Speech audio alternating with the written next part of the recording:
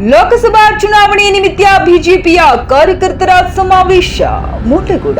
ಲೋಕಸಭಾ ಚುನಾವಣೆ ಹಿನ್ನೆಲೆಯಲ್ಲಿ ಮುಂಡಗೋಡ ಮಂಡಲ ವತಿಯಿಂದ ಮುಂಡಗೋಡ ನಗರದ ದೈವಜ್ಞ ಕಲ್ಯಾಣ ಮಂಟಪದಲ್ಲಿ ಕಾರ್ಯಕರ್ತರ ಸಮಾವೇಶ ನಡೆಯಿತು. ಈ ವೇಳೆ ಬಿಜೆಪಿಯ ಕೆನರಾ ಕ್ಷೇತ್ರದ ಅಭ್ಯರ್ಥಿ ವಿಶ್ವೇಶ್ವರ ಹೆಗಡೆ ಕಾಗೇರಿ, ರೂಪಾಲಿ ನಾಯಕ್, ಹರಿಪ್ರಸಾದ್ ಕೋನೆಮನೆ, ಗುರುಪ್ರಸಾದ್ ಹೆಗಡೆ, ಬಿಜೆಪಿ ಜಿಲ್ಲಾ ಉಪಾಧ್ಯಕ್ಷರಾದ ಎಲ್ಟಿ ಪಾಟೀಲ್ ಹಾಗೂ ಇತರರು ಹಾಜರಿದ್ದರು. ವರದಿ ಮಂಜುನಾಥ್ ರೂಪ್ಕಲಾ. ಶ್ರೀಯುತ ತುಕಾರಾಮ್ ಇಂಗ್ಳೆ ಅವರು ಜಿಲ್ಲಾ ವಿಶೇಷ ಆಹ್ವಾನಿತರು. ಅವರನ್ನು ಕೂಡ ತಮ್ಮೆಲ್ಲರ ಪರವಾಗಿ ಆತ್ಮೀಯವಾಗಿ ನರೇಂದ್ರ ಮೋದಿಜಿ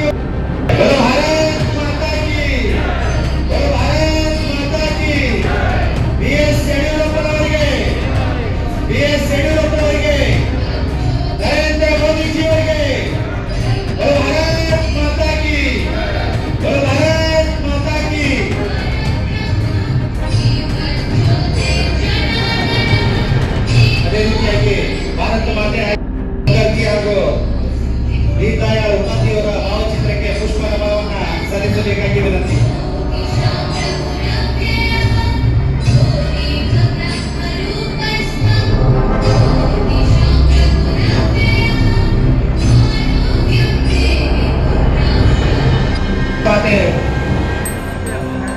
ಭಾವಚಿತ್ರಕ್ಕೆ ಪುಷ್ಪ ನಮನ ಸಲ್ಲಿಸಿದಂತ ಎಲ್ಲ ಮಹನೀಯರಿಗೂ ಧನ್ಯವಾದಗಳು. ಈಗ ಈ ಕಾರ್ಯಕ್ರಮವನ್ನು ಉದ್ದೇಶಿಸಿ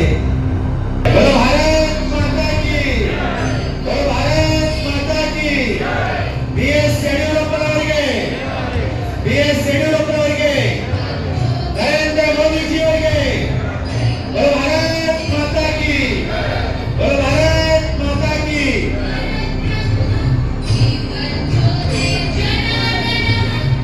ಅದೇ ರೀತಿಯಾಗಿ ಭಾರತ ಮಾತೆ ಹಿಡಿದು ಈ ಚುನಾವಣೆಯನ್ನು ನೀವು ನಡೆಸಿಕೊಡ್ಬೇಕನ್ನೋ ವಿಶ್ವಾಸದ ಮೇಲೆ ತಮ್ಮೆಲ್ಲರಿಗೂ ಕೈ ಮುಗಿದು ನಾವು ವಿನಂತಿ ಮಾಡ್ತೀವಿ.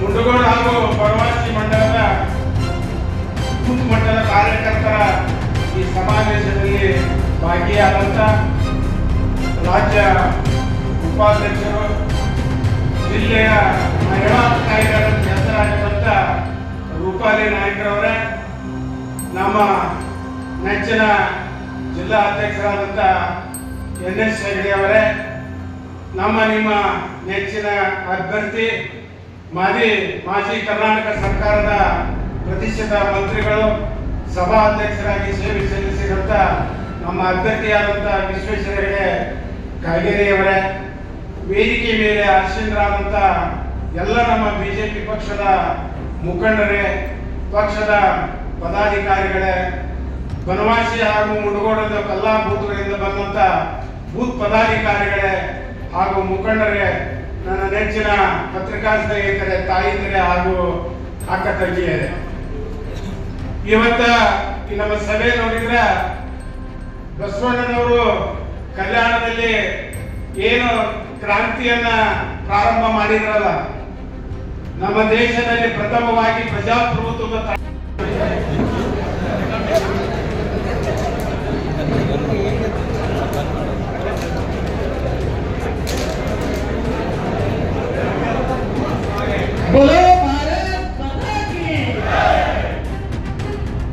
ಸುನೀಲ್ ಸರ್ ಹೇಳ್ಕೊಂಡು ಹೋದ್ರು, ಮತ್ತು ಅದನ್ನ ನಾನು ಹೇಳುದಿಲ್ಲ.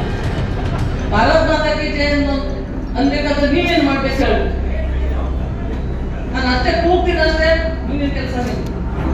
ಬರೋ ಭಾರತ್ ಮಾತಾ ಕಿ, ಬರೋ ಭಾರತ್ ಮಾತಾ ಕಿ, ವಂದೇ ವಂದೇ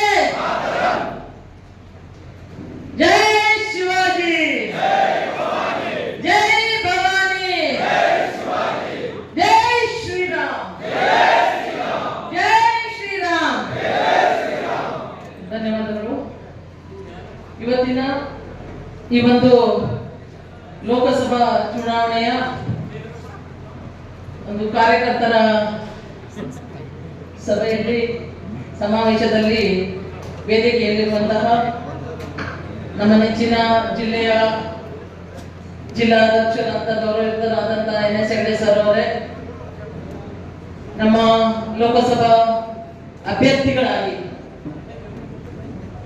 3 ಬಾರಿ ಅಂಕೋಲದ ಶಾಸಕರಾಗಿ, ಸಿರ್ಸಿಯ ಶಾಸಕರಾಗಿ, ಸಭಾಧ್ಯಕ್ಷರಾಗಿ, ಇವತ್ತು ಲೋಕಸಭಾ ಅಭ್ಯರ್ಥಿಗಳಾಗಿ ಆಗಮಿಸಿದಂತ ನಮ್ಮ ನೆಚ್ಚಿನ ವಿಶ್ವೇಶ್ವರ ಹೆಗಡೆ ಕಾಗೇರಿ ಸರ್ ಅವರೇ, ಹರಿಯಾಣದ ಮಾಜಿ ಶಾಸಕರು, ಭಾರತೀಯ ಜನತಾ ಪಾರ್ಟಿಯ ಮುಖಂಡರು, ಆತ್ಮೀಯರಾದಂತ ಸುನೀಲ್ ಹೆಗಡೆ ಅವರೇ, ರಾಜ್ಯ ಮಾಧ್ಯಮದ ವಕ್ತಾರರು ಆದಂತ ಹರಿಪ್ರಕಾಶ್ ಕೋಣೆ ಸರ್ ಅವರೇ,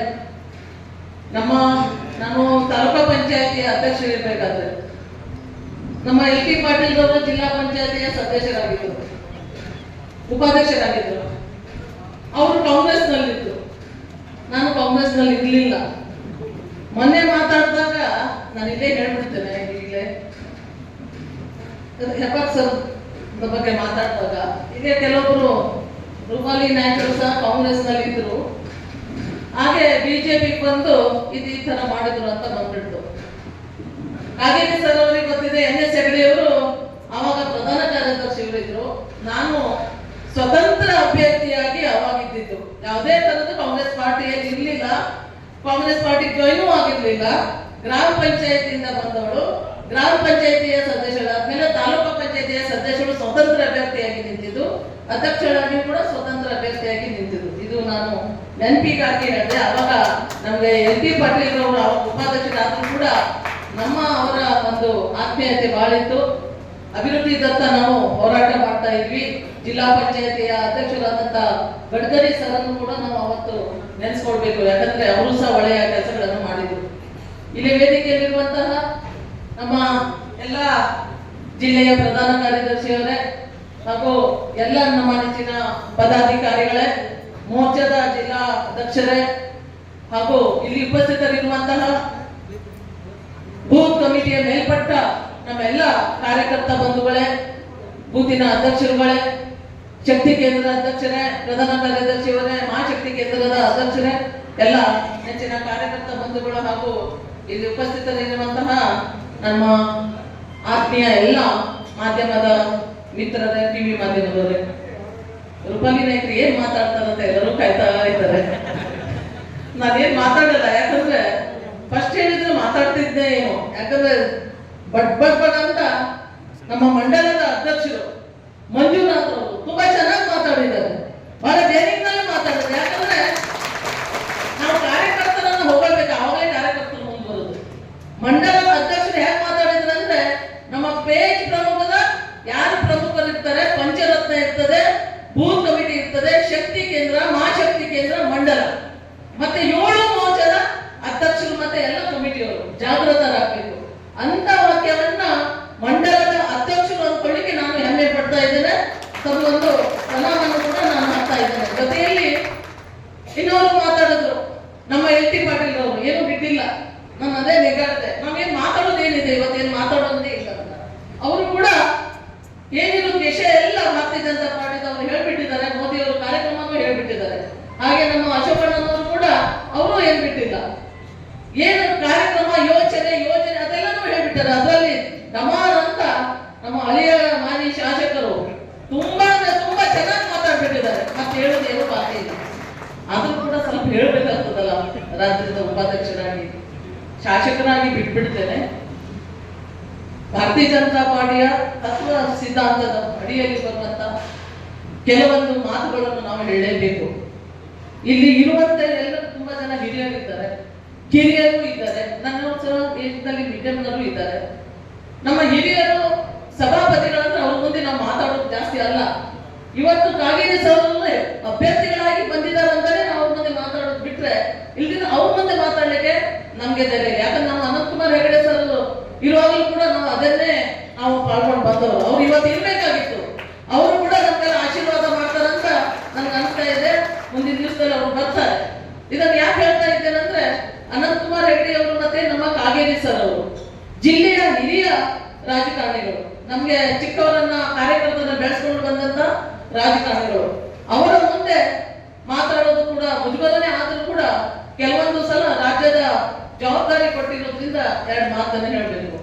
ಇಲ್ಲಿ ನಾನು 2 ಮಾತನ್ನು ಹೇಳುದಂದ್ರೆ ಬೂತ್ ಕಮಿಟಿ ಹೇಗಿದೆ ಅನ್ನೋದು. ಬೂತ್ ಕಮಿಟಿಯಲ್ಲಿ 12 ಜನ ಸದಸ್ಯರು ಕೆಲಸ ಮಾಡ್ತಾರ. ಶಕ್ತಿ ಕೇಂದ್ರ ಅಧ್ಯಕ್ಷರು ಬೂತ್ ಕಮಿಟಿಗೆ ಹೋಗ್ತಾ ಇದ್ದಾರ.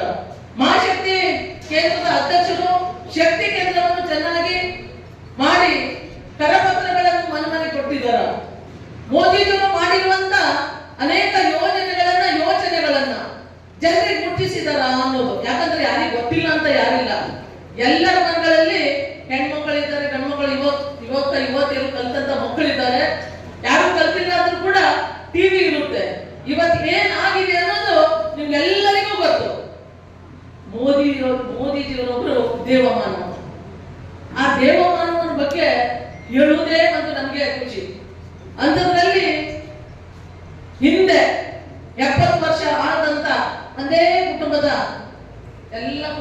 ಒಂದು ಜನರು ಇವತ್ತು ಅದೇ ಒಂದು ನಾಟಕದಲ್ಲಿ ಮುಂದುವರಿಬೇಕಂತ ಮಾಡಿದ್ದಾರೆ. ಹೇಗೋ ಒಂದು ಡೊಂಗಿತನ ಮಾಡಿ ಕರ್ನಾಟಕದಲ್ಲಿ ಕಾಂಗ್ರೆಸ್ ಅನ್ನು ತಂದುಬಿಟ್ಟಿದ್ದಾರೆ. ಆ ಡೊಂಗಿ ಕಾಂಗ್ರೆಸ್ ಇವತ್ತು ಎಲ್ಲವನ್ನು ಕೊಡ್ತೇನೆ ಅಂತ ಒಂದು ಭರವಸೆಯನ್ನು ಕೊಟ್ಟಿದ್ದಂತ ಭರವಸೆಯನ್ನು ಇವತ್ತು ನೆರವೇರಿಸಿದ್ದಾರೆ.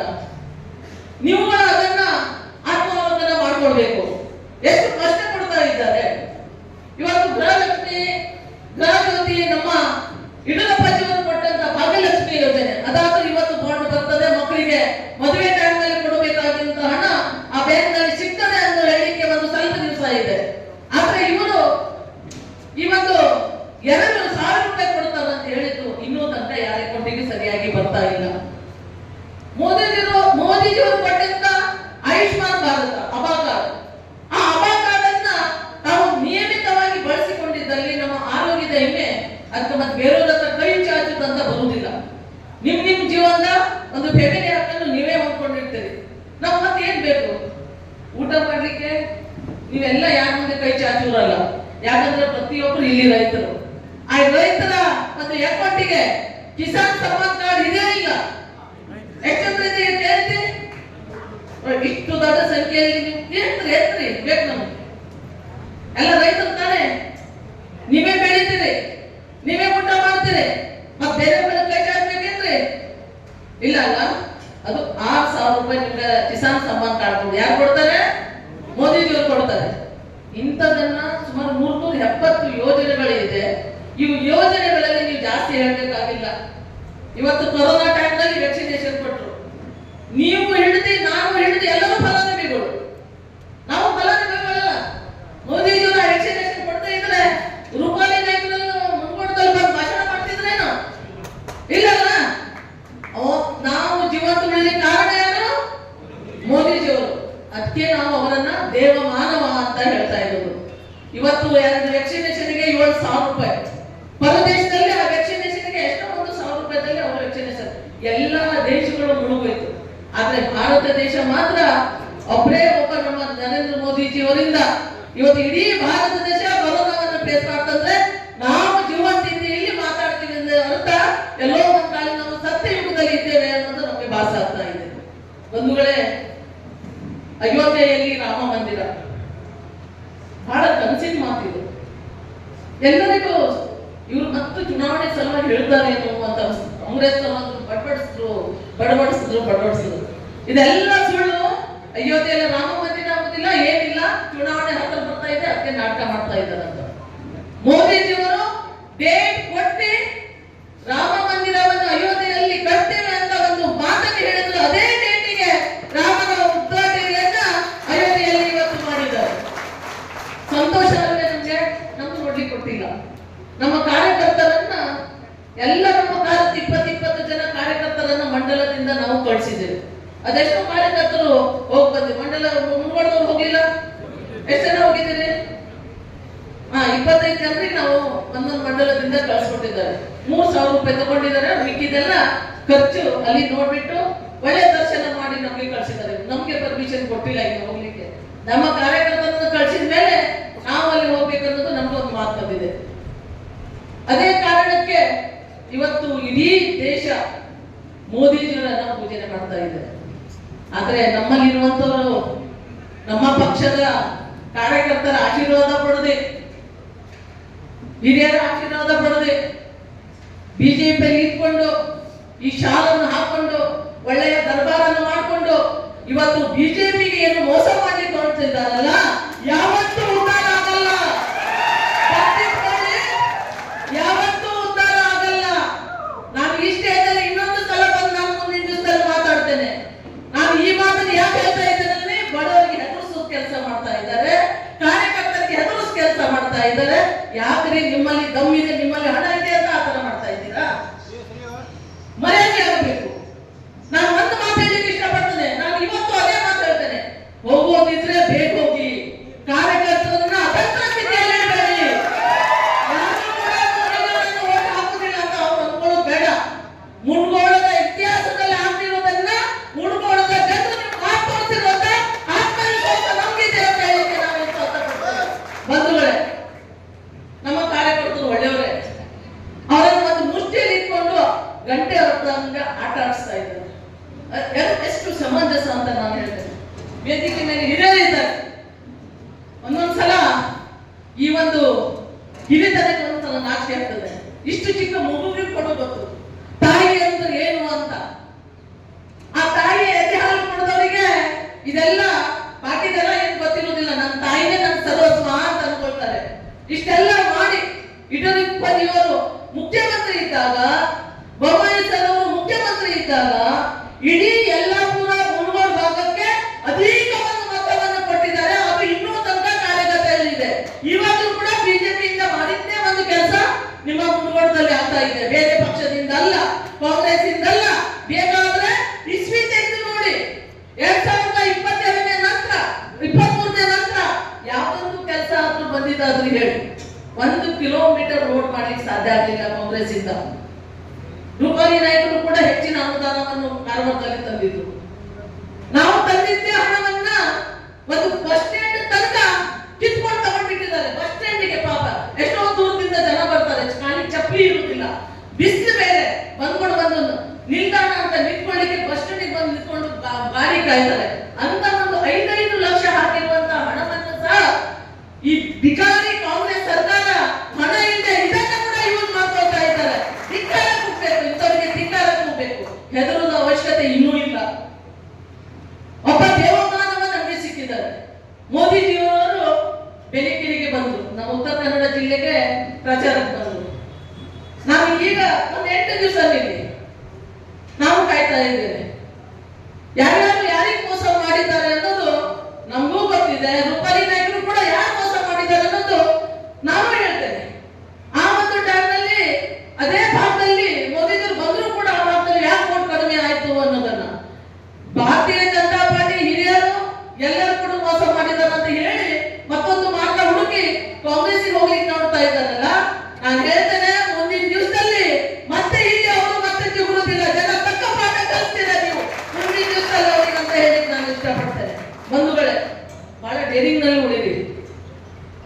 ಒಂದು ಕ್ಷೇತ್ರದಿಂದ ಸ್ವಲ್ಪ ಮತ ಬಂದಿದೆ ಅಂದ್ರೆ ಅರ್ಥ ಏನೋ ಒಂದು ಜಬರ್ದಸ್ತಿಗೆ ಅಥವಾ ಇನ್ನಿತರ ಯಾವ್ದಕ್ಕೂ ಒಂದು ಆಗಿರ್ಬೋದು. ಆದ್ರೆ ನಿಮ್ಮನ್ನ ಇವತ್ತು ಹಿಡಿತದಲ್ಲಿ ಇಟ್ಕೊಂಡು ಇವರು ಹೇಳಿದ್ರು ವೇದಿಕೆ ಮೇಲೆ ಗಂಡರು ಇರ್ಬೇಕಾಗಿದ್ದು ಸ್ವಿಚ್ ಆಫ್ ಮಾಡಿ ಮನೆಯಲ್ಲಿ ಇದ್ದಾರೆ ಅನ್ನೋದು. ಅವ್ರ ಬಗ್ಗೆ ಯಾವುದು ಬೇಜಾರಿಲ್ಲ, ಮಜಬೂರಿಯಲ್ಲಿದ್ದಾರೆ ಪಾಪ. ಅವರಿಗೂ ಕೂಡ ಅತಂತ್ರ ಸ್ಥಿತಿ. ನಾವು ಈ ಕಡೆ ಹೋಗ್ಬೇಕಾ ಆ ಕಡೆ ಹೋಗ್ಬೇಕಾ, ಅಥವಾ ಯಾರೋ ಒಬ್ರು ಅಭಿಮಾನಿಗಳಿರ್ತಾರೆ ಶಾಸಕರು, ಅವ್ರು ಹೇಳಿದ ಮಾತು ಕೇಳ್ಬೇಕು, ಕನ್ಫ್ಯೂಸ್ ನಲ್ಲಿ ಇರ್ತಾರೆ. ಅವ್ರ ಸಲುವಾಗಿ ನನ್ನ ಮಾತಲ್ಲ, ನಾನು ಹೇಳೋದು ಒಂದೇ ಮಾತು. ನೀವು ಇವತ್ತೇನು ಇಷ್ಟು ಮಟ್ಟಿಗೆ ದೊಡ್ಡ ಸಂಖ್ಯೆಯಲ್ಲಿ ಇಲ್ಲಿ ಬಂದಿದ್ದೀರಾ, ನಿಮ್ಮ ಮನೆಯಲ್ಲಿ ಹೋದ ತಕ್ಷಣ ಒಂದು 5-6 ಜನ ನಿಮ್ಮ ಇವತ್ತು ಮತ ಚಲಾವಣೆ ಮಾಡೋರು ಇರ್ತಾರೆ ಫ್ಯಾಮಿಲಿಯಲ್ಲಿ. ವೋಟಿಂಗ್ ದಿವಸ ನೀವ್ ಏನ್ ಮಾಡ್ಬೇಕು ಅದನ್ನೇ ಮಾಡಿ. ಯಾವುದು ನಿಮ್ಗೆ ದೇಶ ಬೇಕು, ಮೋದಿ ಅವರು ಬೇಕಂದ್ರೆ ಇಡೀ ಮುಳುಗೋಡ್ ಜನತೆ. ನಾನು ಮತ್ತೊಂದ್ಸಲ ಬರ್ತೇನೆ, ಇಲ್ಲಿ ರೂಪಾಯಿನೇ ಬರ್ತೇನೆ, ರಾಜ್ಯದ ಉಪಾಧ್ಯಕ್ಷರ ಜವಾಬ್ದಾರಿಯನ್ನು ಕೊಟ್ಟಿದ್ದಾರಲ್ಲ, ಬೂತ್ ವೈಸ್ನಲ್ಲಿ ಯಾವ ಬೂತ್ ನಲ್ಲಿ ಎಷ್ಟು ಮತವನ್ನು ಕೊಟ್ಟಿದ್ದೀರಿ ಆ ಬೂತ್ ನೊಂದಿಗೆ ಕಾಗೇರಿ ಸಲವನ್ನು ಕರ್ಕೊಂಡು ಆ ಬೂತಿನೊಳಗೆ ನಿಮ್ಗೆ ಅನೇಕ ಅಭಿವೃದ್ಧಿ ಕೆಲಸಗಳನ್ನು ಮಾಡ್ಕೊಡ್ತೇನೆ ಅಂತ ಹೇಳಿ ನಾನು ಕಾಗೇರಿ ಸರ್ ಮುಂದೆ ನಾನು ಹೇಳಲಿಕ್ಕೆ ಇಷ್ಟಪಡ್ತೇನೆ. ಹೋಗೋದು ಹೋಗ್ತಾರೆ, ಇರೋರು ಇರ್ತಾರೆ. ಆದರೆ ನಮ್ಮ ಧೈರ್ಯ ಮಾತ್ರ ನಾವು ಬಿಡಬಾರ್ದು. ಕಾರವಾರದಲ್ಲಿ ಯಾವುದು ಏನೂ ಇಲ್ಲ. ನಮ್ಮ ಮಾಧ್ಯಮ ಮಿತ್ರರೆಲ್ಲ ಇದ್ದಾರೆ ಇಲ್ಲಿ.